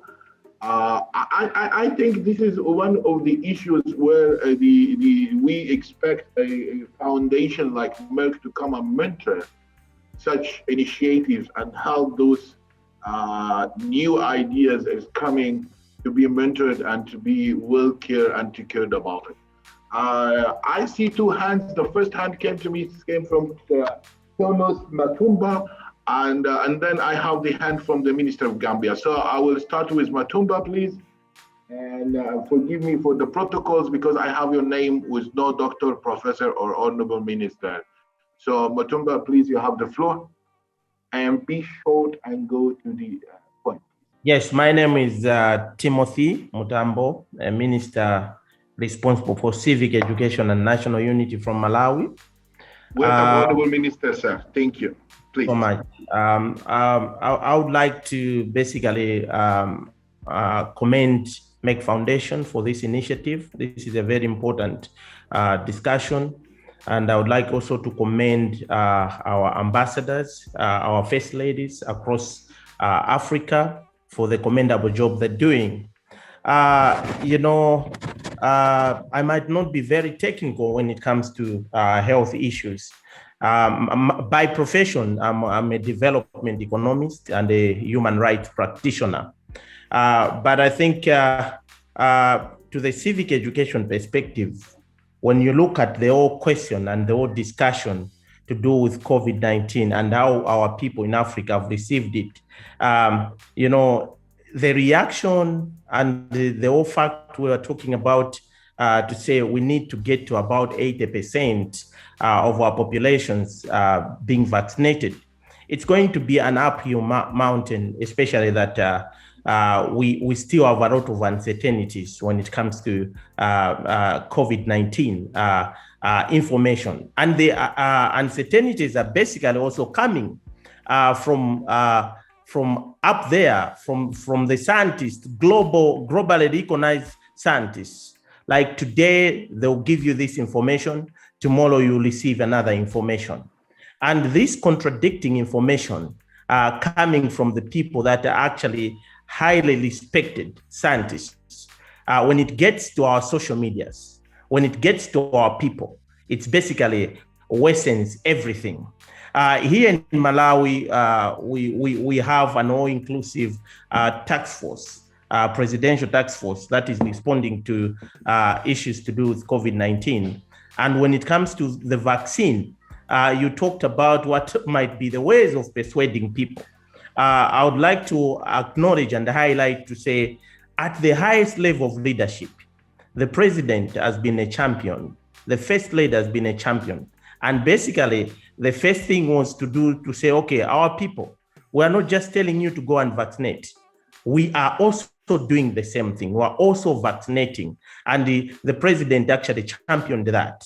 But I think the constant information that is coming, there have been a lot of information, for instance, things to do with the vaccine is going to affect the fertility of people. The vaccine is going to, reduce your life expectancy. All these things are the things that we know as Africans that our people value most. And when you tell them about issues of fertility, Africans, it's an issue that you cannot convince them. So we have been really working so hard but the constant inflow of contradicting information affects, the whole work in many countries in Africa. And one of the examples I was talking about is the issue of expiry date. The vaccines that countries received, for instance, even Malawi, some of the vaccine had expired, but you receive another information up there to say, no, even if this vaccine has expired, you can continue using it. And you find that people, they are saying, no, then this is scary. We are going to be vaccinated with an expired vaccine. So in Africa, we need to acknowledge the fact that it's going to be an uphill mountain. And we just have to continue working hard as governments, and we just have to continue learning from each other on how best different countries are actually dealing with the misinformation and disinformation. But one of the most important things I wanted to contribute also is, and it links to the previous discussion that we had, is that we need to ask ourselves the question to say, what kind of citizens probably are we raising? We talk about human rights. We have emphasized on human rights, and we have forgotten talking about responsibilities of citizens. So most of these challenges that we're going to face now, they're going to be so difficult if we do not create responsible and patriotic citizens who will be able to have the anger, the hunger to listen to the experts rather than to listen to misinformation in social media. And you see that disinformation and misinformation travel faster than the right information. So I think these are some of the things that we need to look at. And I would like to emphasize that home-based solutions, like I've heard from Uganda, I've heard from Zimbabwe, it's going to be very important that our own scientists, they start telling us something. And when Africans are also hearing that from their own, it's very easier for them to be convinced or persuaded about even taking the vaccine. Right here in Malawi, the president put up scientists and doctors who are experts, who are constantly monitoring everything about COVID-19 and the vaccine, and they're constantly updating the citizens so that our information, the information that we're giving to our people, is evidence-based. So I would like to highlight and emphasize, up to the moment that we take early childhood development seriously, most of the challenges that we continue facing, most of the health challenges that will continue coming, they'll continue having a lot of effects on us as a continent, as a globe, and we really have to take seriously driving and coming up with our home-based solutions and inculcating specific values in our people so that they understand the importance of taking heed of information that is being given by the government. So far, I would like to commend again Merck Foundation for this discussion, because we're learning a lot from different countries. We're learning a lot from each other, because this is giving us a platform of sharing information. Honourable Minister of Civil Education and National Unity of Malawi, thank you very much indeed, sir. I think there is a home-based solution. We need to have patriotic Africans. They are they are able to change the continents. The R&D is the solution. And the facts. When we tell the public the facts, we are able to make them listen to us, not to rumors anymore, or conspiracies, or anything happening here and there. True. Thank you, Minister. I see the distinguished Minister of Gambia. Your Excellency, you have the floor, please. Thank you very much, Chair, Dr. Ahmed Hamdi. Thank you for giving me the opportunity. I wish to use this opportunity to thank our sister, Senator Rasha, for being at the forefront ever since. It's been a long while. COVID-19 kept us all away, but our hearts are together in this drive, and thank you for increasing the number that are going to be trained for Gambia. Those that have already gotten the training are doing remarkably well in our health facilities, and we thank you all for all the input. Thank you. And we thank the First Ladies in collaboration with Senator Rasha. And I also want to acknowledge the First Lady of Zambia, or Uganda, I think, is on board. Madam First Lady, we greet you, extend our greetings to all your comrades. And we also acknowledge the presence of the other honorable ministers here present, and all the other panelists and all the people contributing. My name is Dr. Ahmadul Amin Samate. I'm a surgeon by profession, general surgeon. So, well, I happen to be the minister now, and COVID-19 came whilst I am the minister. So, very challenging. So, Rasha, I'm sure you've seen the gray hair is increasing by the day. But that's because of COVID-19. Really, it is a big challenge dealing with the pandemic and the stages. African countries have done quite a lot, remarkably well. You know, a lot of times people also say it's the demography in Africa, and they also say probably the information, the data is not coming out well. That is why sometimes the numbers are low here and there. Well, I tend to disagree with that a lot of times, because if we have public health strategies that are advised for us to contain the disease, and most of the countries actually followed those, closure of the borders, emphasizing on social distancing, wearing of the mask is a challenge, but we all did quite a lot of what was advised, the quarantining of people, treatment of people who are symptomatic, and isolation of contacts and so on, and active contact tracing. So I think we learned quite a bit from those who had the disease earlier, and then we are able to put in strategies. So we are in Africa with the pandemic where it is. Nonetheless, of course, we should not be complacent, because the problem is still here, and we pray we don't have waves that we cannot contain. But nonetheless, we have to start preparing. The vaccination is an opportunity to do that. And Mr. Chair, Dr. Ahmed, vaccines have proven to work for various diseases in the world. We have seen quite a number of diseases have been eradicated. We have seen how useful vaccination is for the children. Now, vaccination has prevented a lot of previously contagious diseases from spreading amongst children, and you know, we get in healthier adults and so on and so forth. However, vaccine hesitancy is a known phenomenon. Even recently in some countries, whereas they wouldn't take certain vaccines because of a variety of reasons. Now, COVID-19 came at a time when there is so much misinformation. So it's unprecedented in the sense that it also came at the social media generation. Social media generation, whereby one piece of misinformation gets to millions, you know, within minutes. So this has not been very helpful. We wish the people sending the positive information are able to overcloud the negative ones, but it is a big challenge. Now, I cannot agree more with my colleagues who spoke before me with regards to the civil education. I totally agree, my brother. Civic education is very important in our country. Social media can be used. Unfortunately, it is helping us negatively in civic education. A lot of misinformation from people, you know, who sometimes, even for political reasons. So politics itself has entered COVID-19 and its vaccination.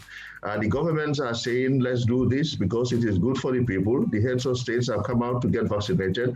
The ministers have come out to get vaccinated.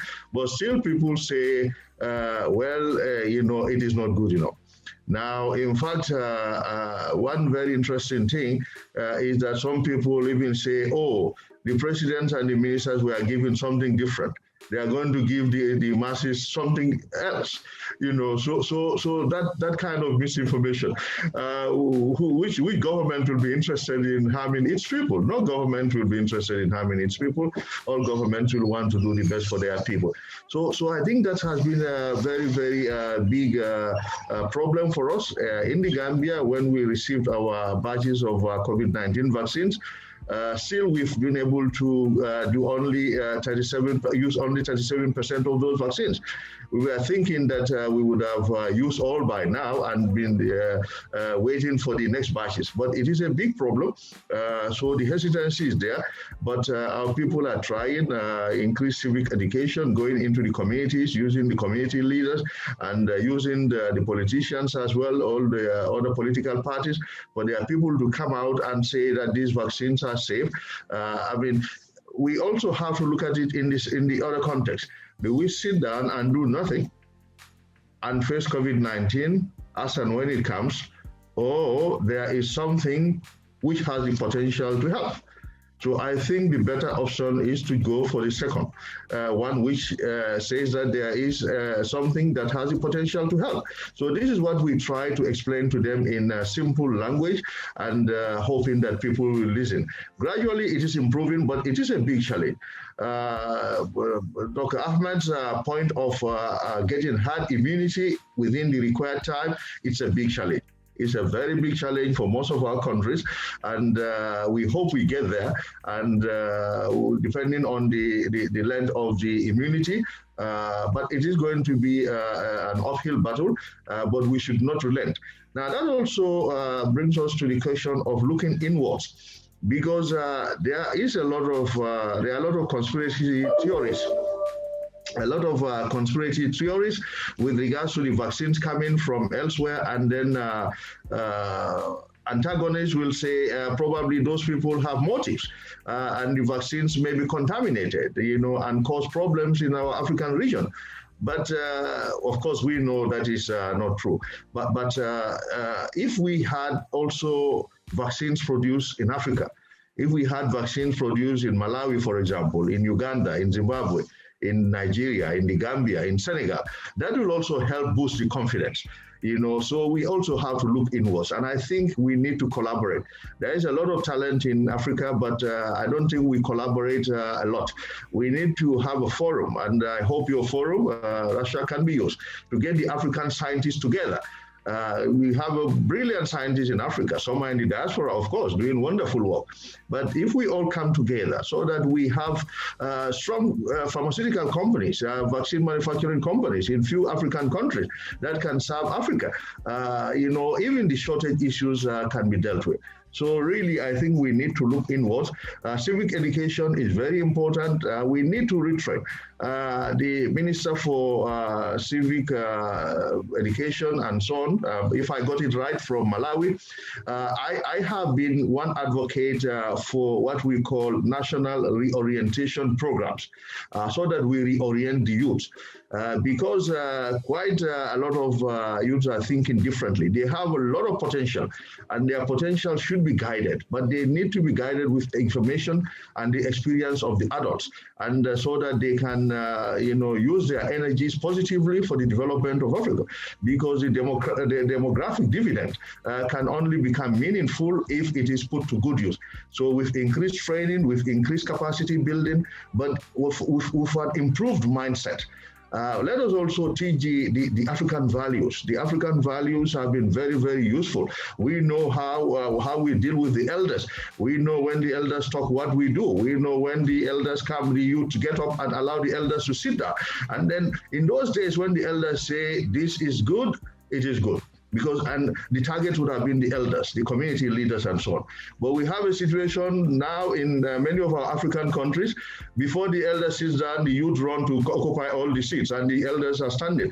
As soon as we open our mouths, the elders open their mouths to talk. The youths have said, "Oh no, don't listen to him. They want to fool you here and there." So we all need what we call national reorientation programs, so that our youths are taught the values that have been practiced in Africa. I will take a break for now. Thank you very much.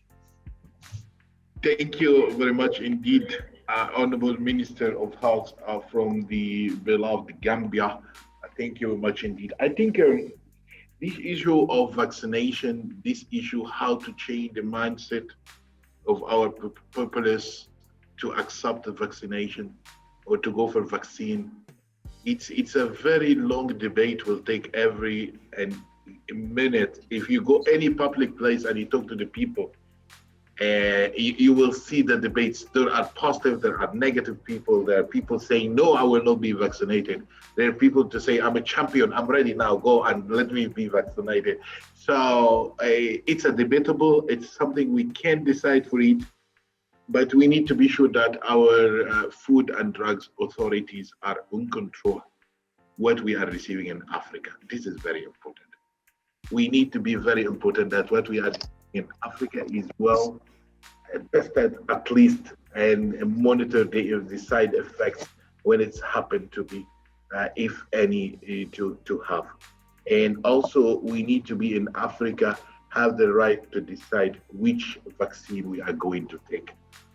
Because we are receiving donation, and when we say the vaccine is free, yes, it's free, but we are receiving it as donation. And if we are going to, in the long term, if we are going to need to be vaccinated after 2-3 years, who's going to pay for this?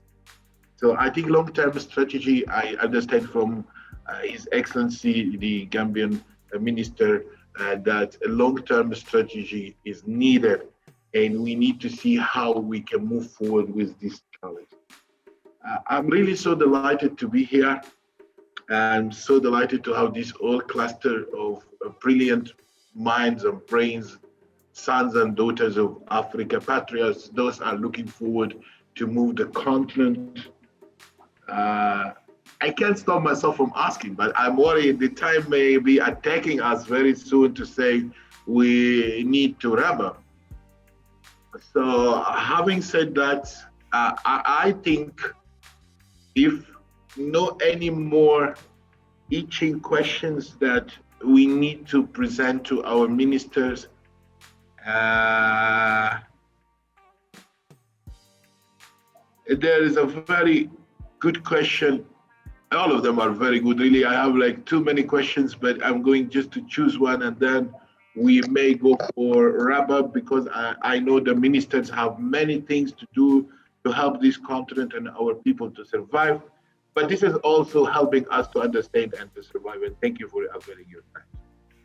I think the question is how we can encourage the development of our own vaccination, our own medicine, how we can enhance or set in place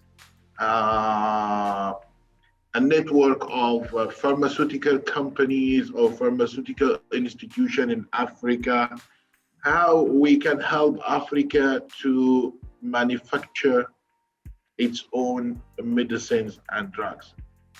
So I don't know if it is relevant, but I feel it's relevant because by any means we need one day or another to be having our centers that are able to produce our. Can we have 2-3 minutes to discuss these ministers if anyone would like to have the floor? And then, yes, the distinguished minister from Malawi, please. Okay, wait, thank you, moderator. With due respect to the president of Zambia, His Excellency Mr. Edgar Lungu, and the First Lady, also the president of Malawi, His Excellency Dr. Lazarus McCarthy Chakwera, and the First Lady, Monica Chakwera. I wanted, with also due respect, with all the ministers coming here, from the Ministry of Education, the model that Uganda has elaborated on, where the National Commission of Science Technology, Community of Scientists, scientists associations or Academy of Sciences, linking maybe with the Presidential Task Force, for example, on COVID, in the short term, but also in the long term, regarding the productivity of innovations, technologies, which include in this case vaccines and other equipment, is vital. And these, according to the way you mentioned it, from AU Commission, the STISTA, Science, Technology, Innovation Strategy for Africa. It does specify that if we have these STIs in country collaborating and partnering, it should be easy to crystallize solutions which have international or regional accreditation.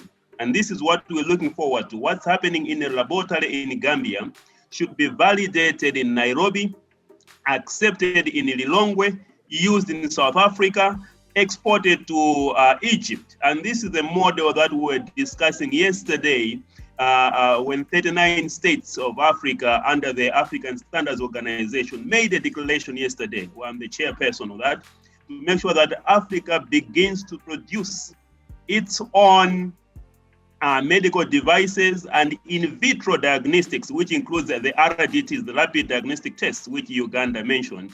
And we deliberately released 77 draft standards for Africa in response to COVID. And some of them include, indeed, the diagnostic tests, including the masks and several other aspects. So countries from Egypt down to South Africa, Morocco, west to east, were able to make this strong resolution to provide the standards which will be popularized and later on be provided to manufacturers within Africa to produce. The sad realization is that Africa was able to only produce 2% of the total 100% requirement for the health facility and devices in the past year.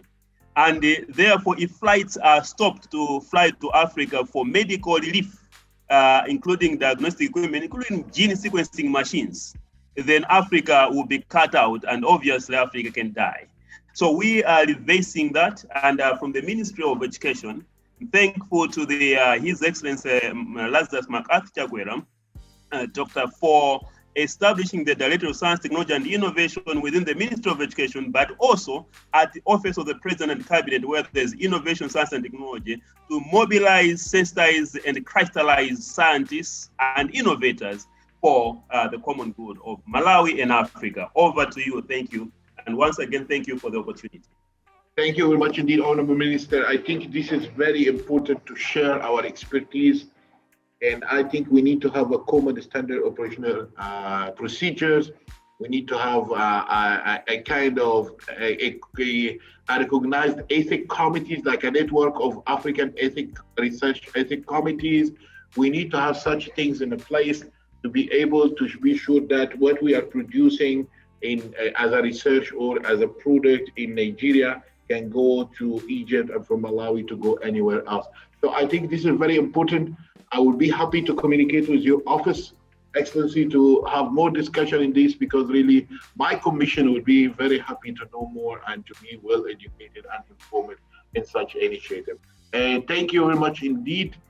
I see no more hands in this topic, and I believe the only way for Africa to survive is to invest in research and development and innovation and in building capacity of its citizens and especially scientists and researchers.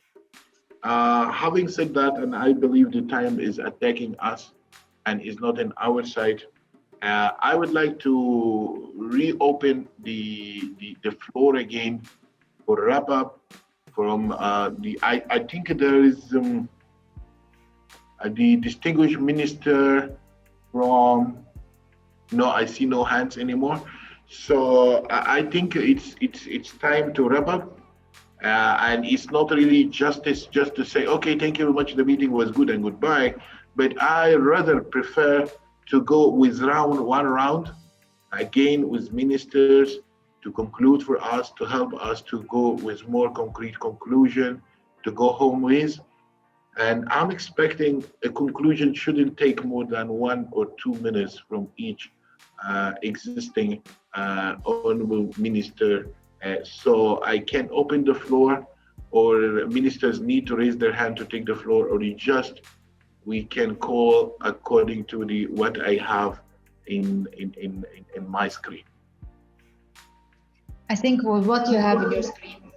Thank you very much indeed for helping me, because I was going to ask. So let's start with the Guinea Honourable Minister of Information and Communication, please. The floor is yours.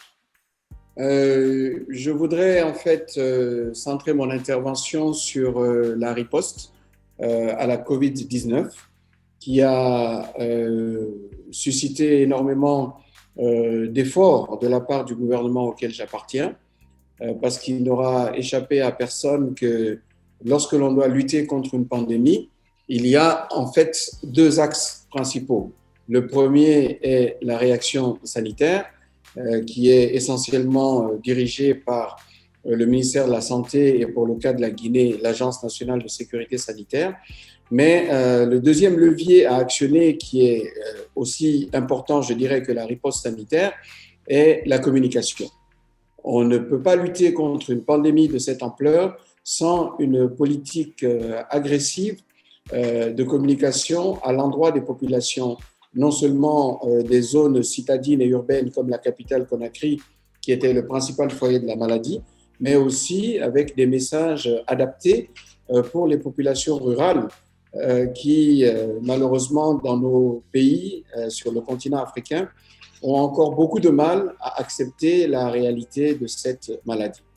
Alors, en tant que membre du comité interministériel de riposte, le ministère de l'Information et de la Communication a dû déployer une stratégie extrêmement innovante pour communiquer à la fois, comme je le disais, à l'endroit des populations cibles dans les centres urbains, mais aussi concevoir des messages à l'attention des populations rurales.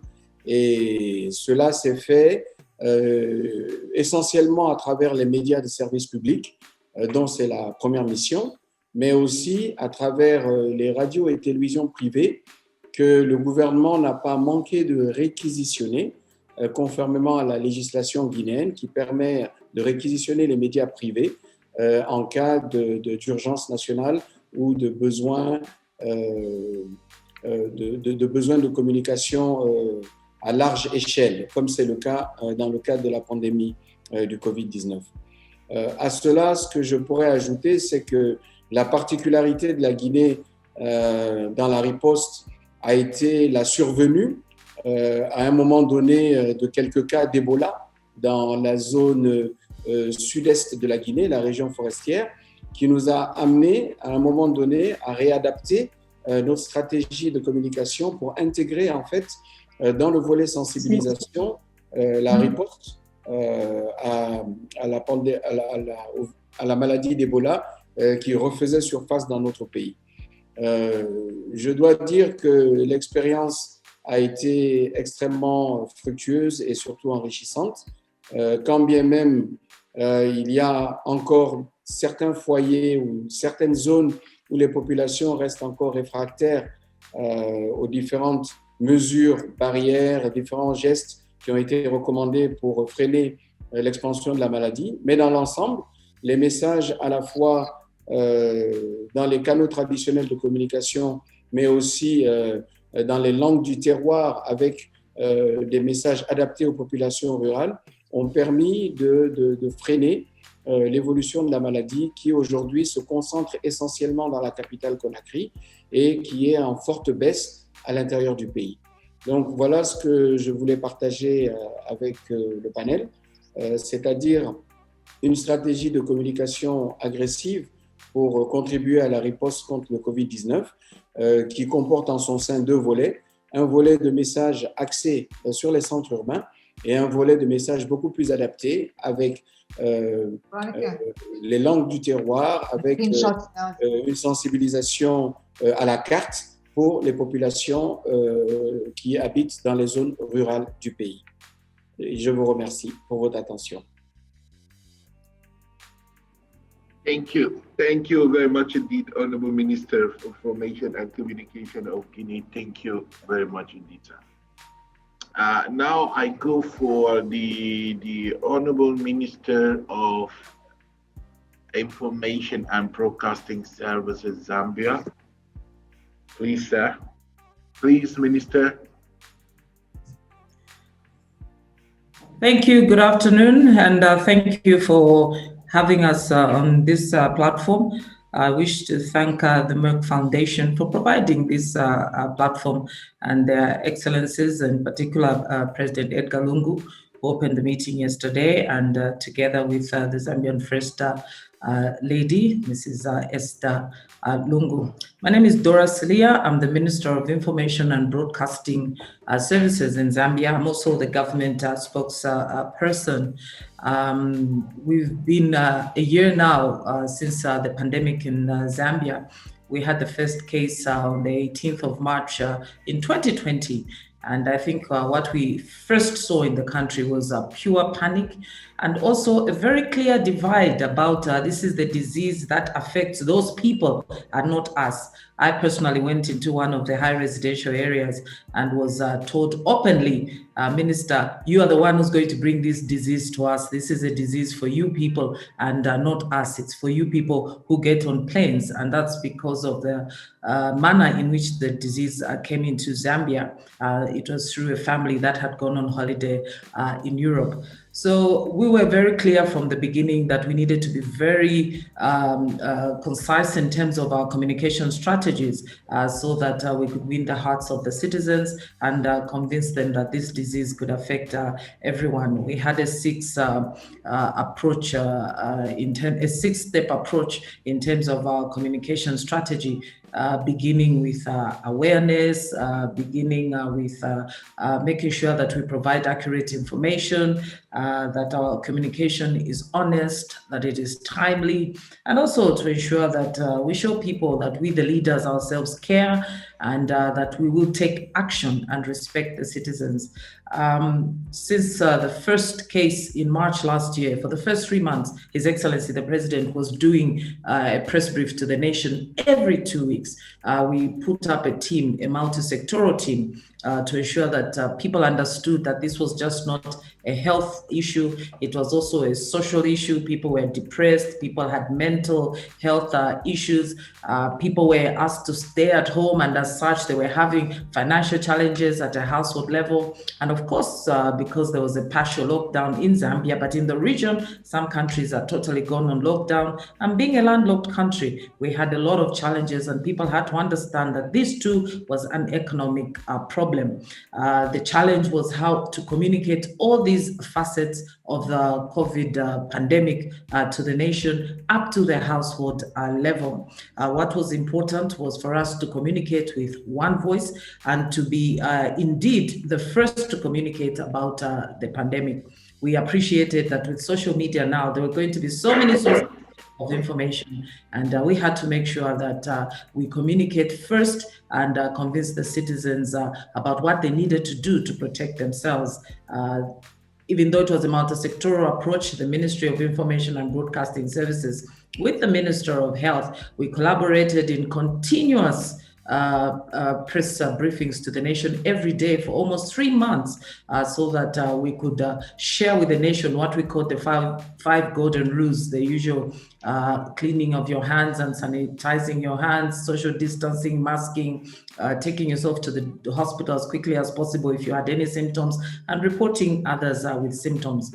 And it did work in the first wave, but clearly we saw challenges with the second wave, because by then people started believing that it had passed us. And so from November to about March this year, we had an increased number of deaths.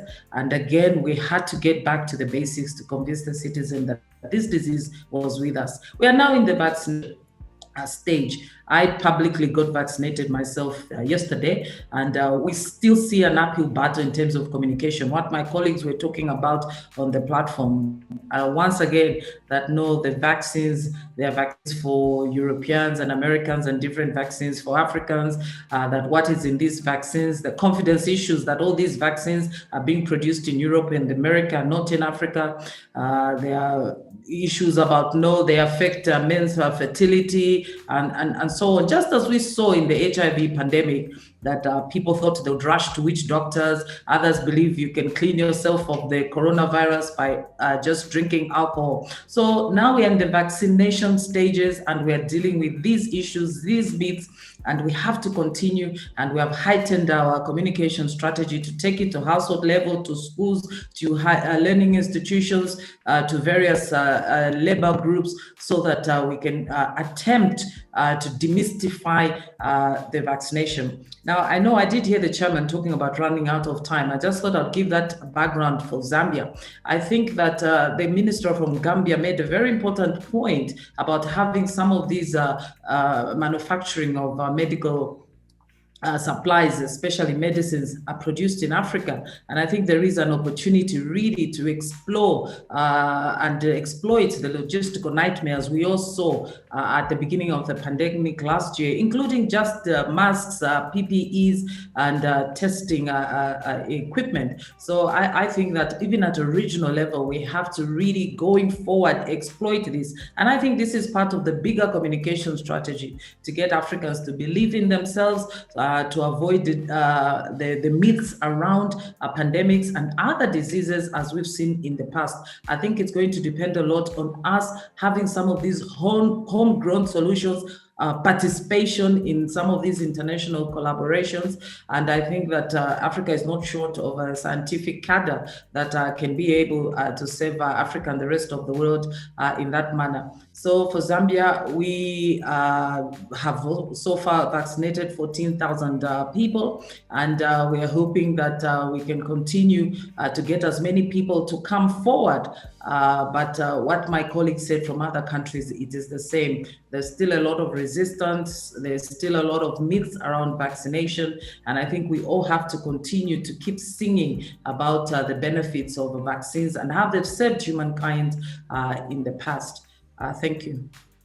Thank you very much indeed, Minister. Thank you very much indeed. Really, it's very important information you share with us, and I believe the debate on the issue of the vaccination is continuing behind the scene, even in this meeting and behind this meeting, and more and more. Ministers, I have about 35 ministers here, and we are in the wrapping up of the meeting.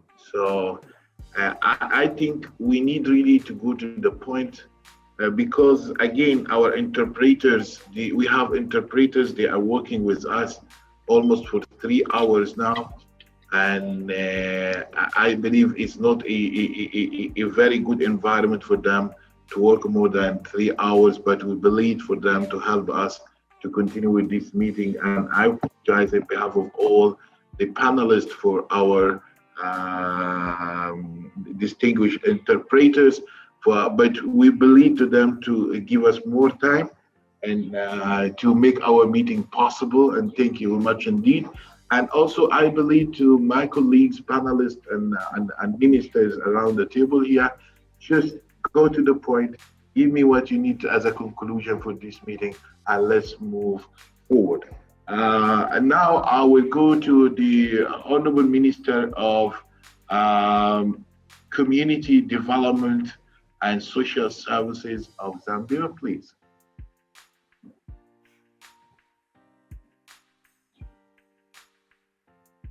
And I'm going to bleed for 1 minute, Minister.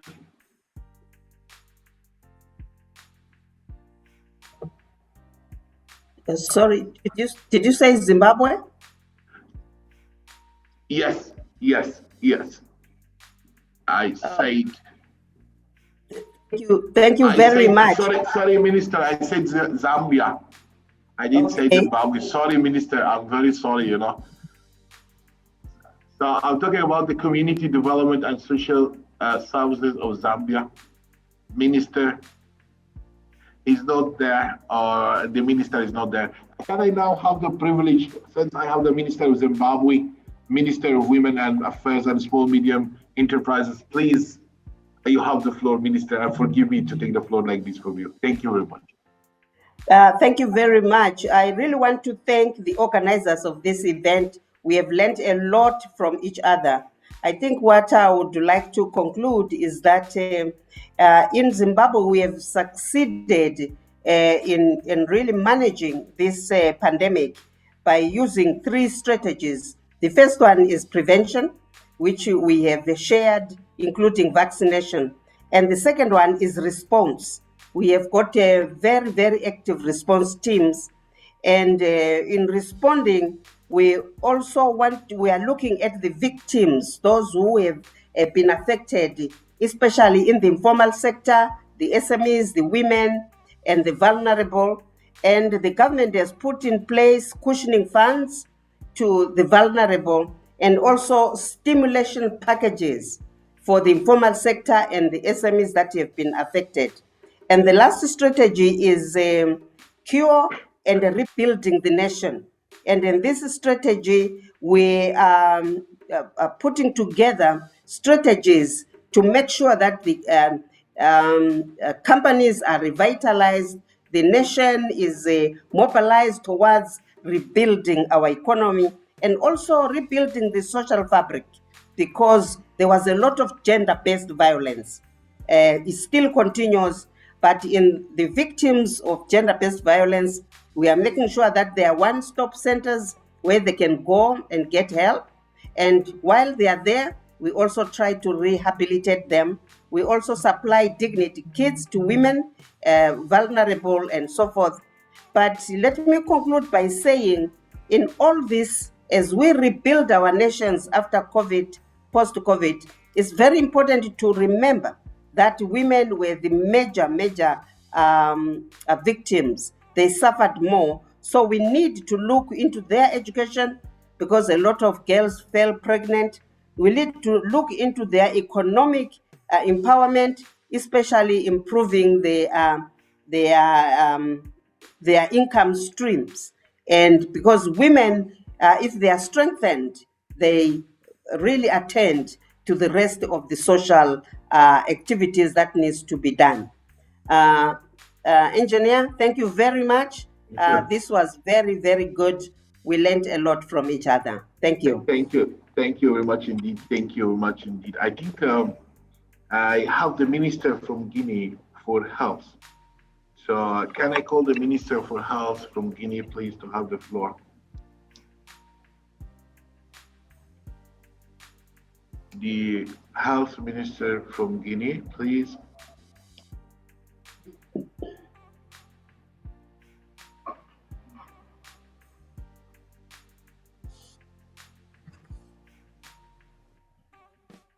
Okay. So I'm not sure if the Health Minister of Guinea is connected, because sometimes the connection is going in and out. Ministers, I think if we go like this, it will take us like 2 hours more, and I'm really enjoying the discussion, and I love it so much. But the reality is we need to conclude. So let me put it like this way. I can have 2-3 more interventions from ministers. And if not, we just need to conclude our meeting. I see the hand of the Honourable Minister from Zimbabwe. Please, you have the floor.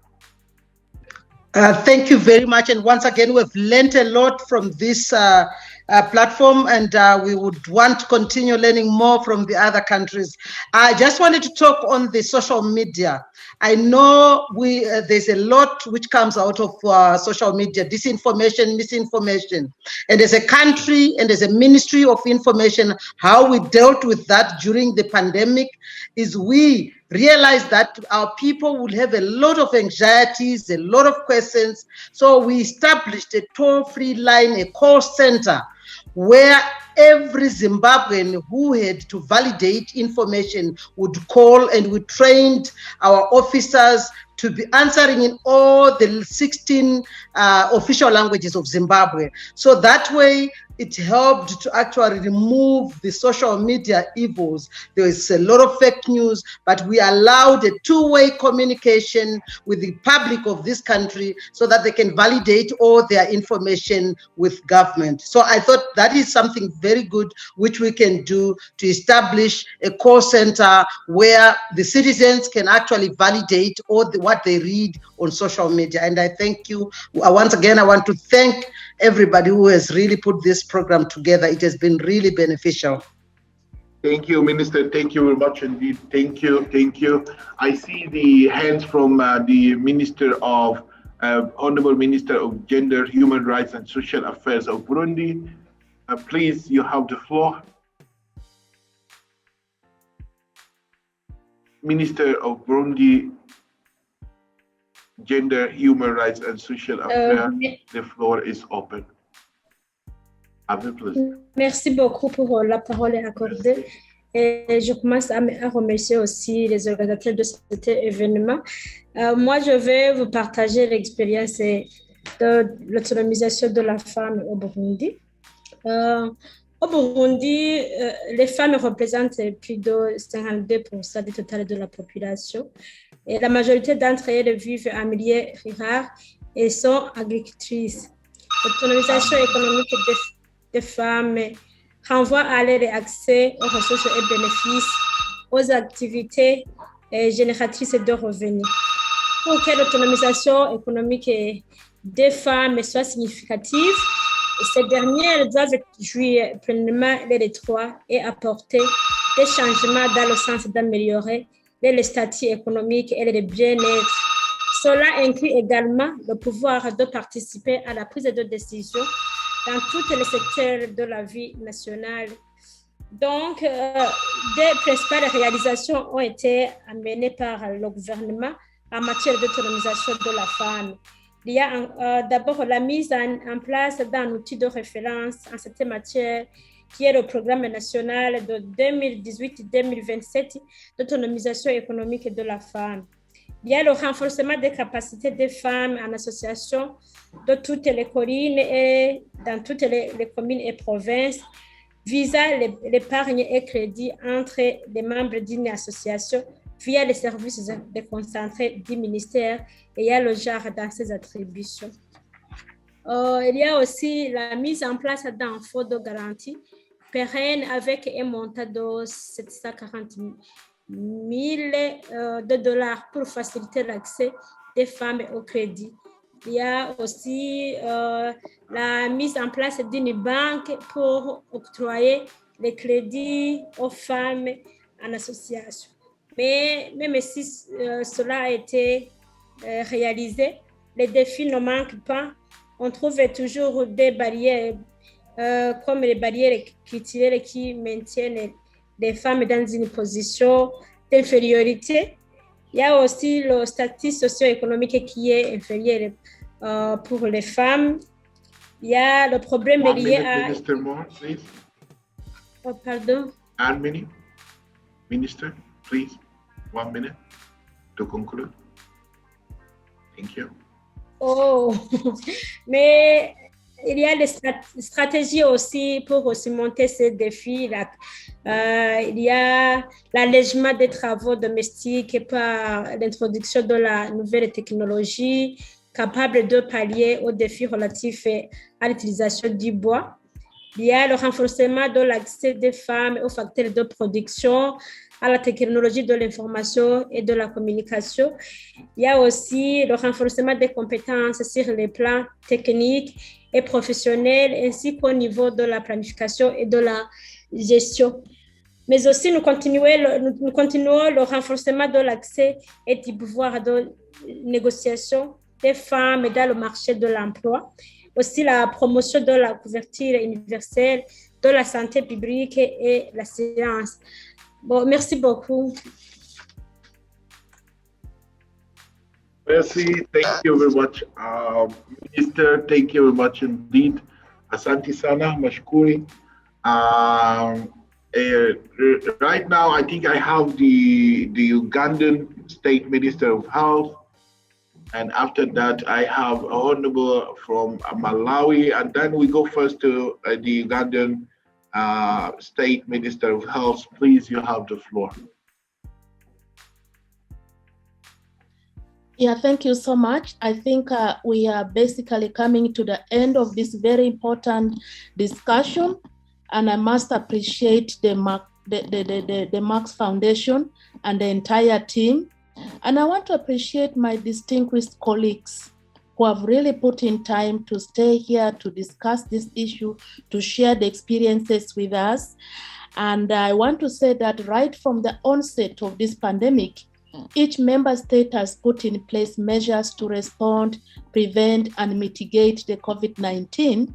And as we've discussed, women and girls, they are still really, they have basically, they have not been having, being empowered properly. They still has a lot of, they are vulnerable. They have a lot of vulnerability that needs to be empowered, that needs to be brought up to the daylight. So I want to put emphasis that as we wind up this discussion, these beautiful resolutions about what we can do for our women and girls should be taken up seriously. Number two, I want to appreciate the scholarship that you've given for the healthcare workers. But you realize that at the onset of this COVID, we put lots of effort on prevention, and yet our health system needed to be built. The intensive care units needs to be put in place. The high dependence unit needs personnel to manage, the nurses, the critical care nurses, the anesthetist officers.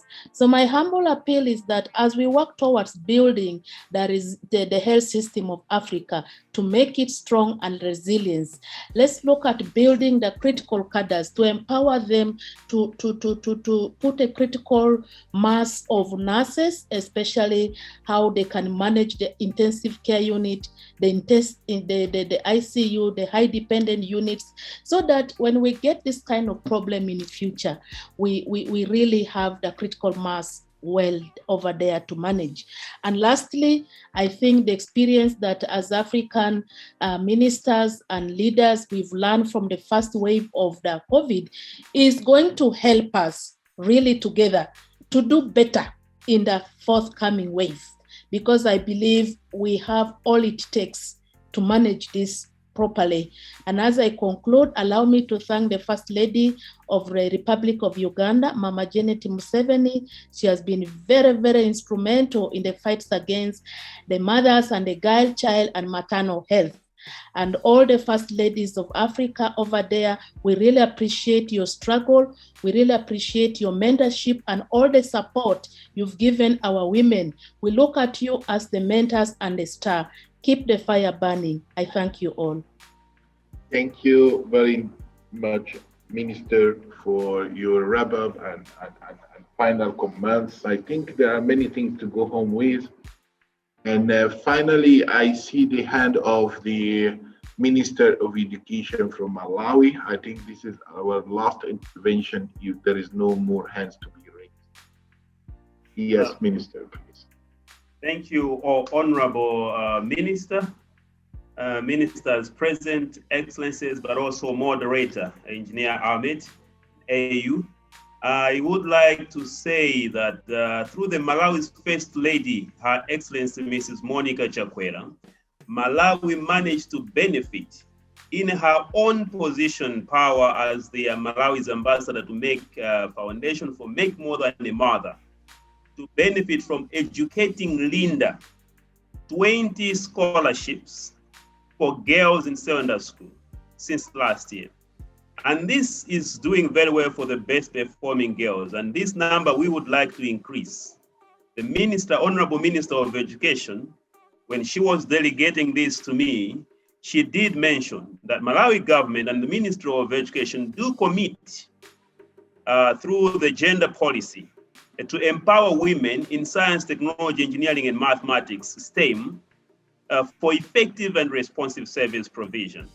Therefore, we have put two strategies as the Ministry of Education. Number one is to come up with an innovation challenge for students or girls in science, technology, engineering, and mathematics that we would like to partner with Make, that we are able to identify the stellar and outlier performers through this innovation. Some of the products that we would like to be targeting are, for example, those which are critical for sanitation and hygiene in schools, the menstrual cups using 3D printing, which is a digital imaging technology, and also some robotics, which would be helpful for learning in terms of fourth industrial revolution. I would like to stop it here, but just to say that Malawi and the Ministry of Education is committed to upgrade and improve women, adolescent girls, and young women in science, technologies, and engineering and mathematics.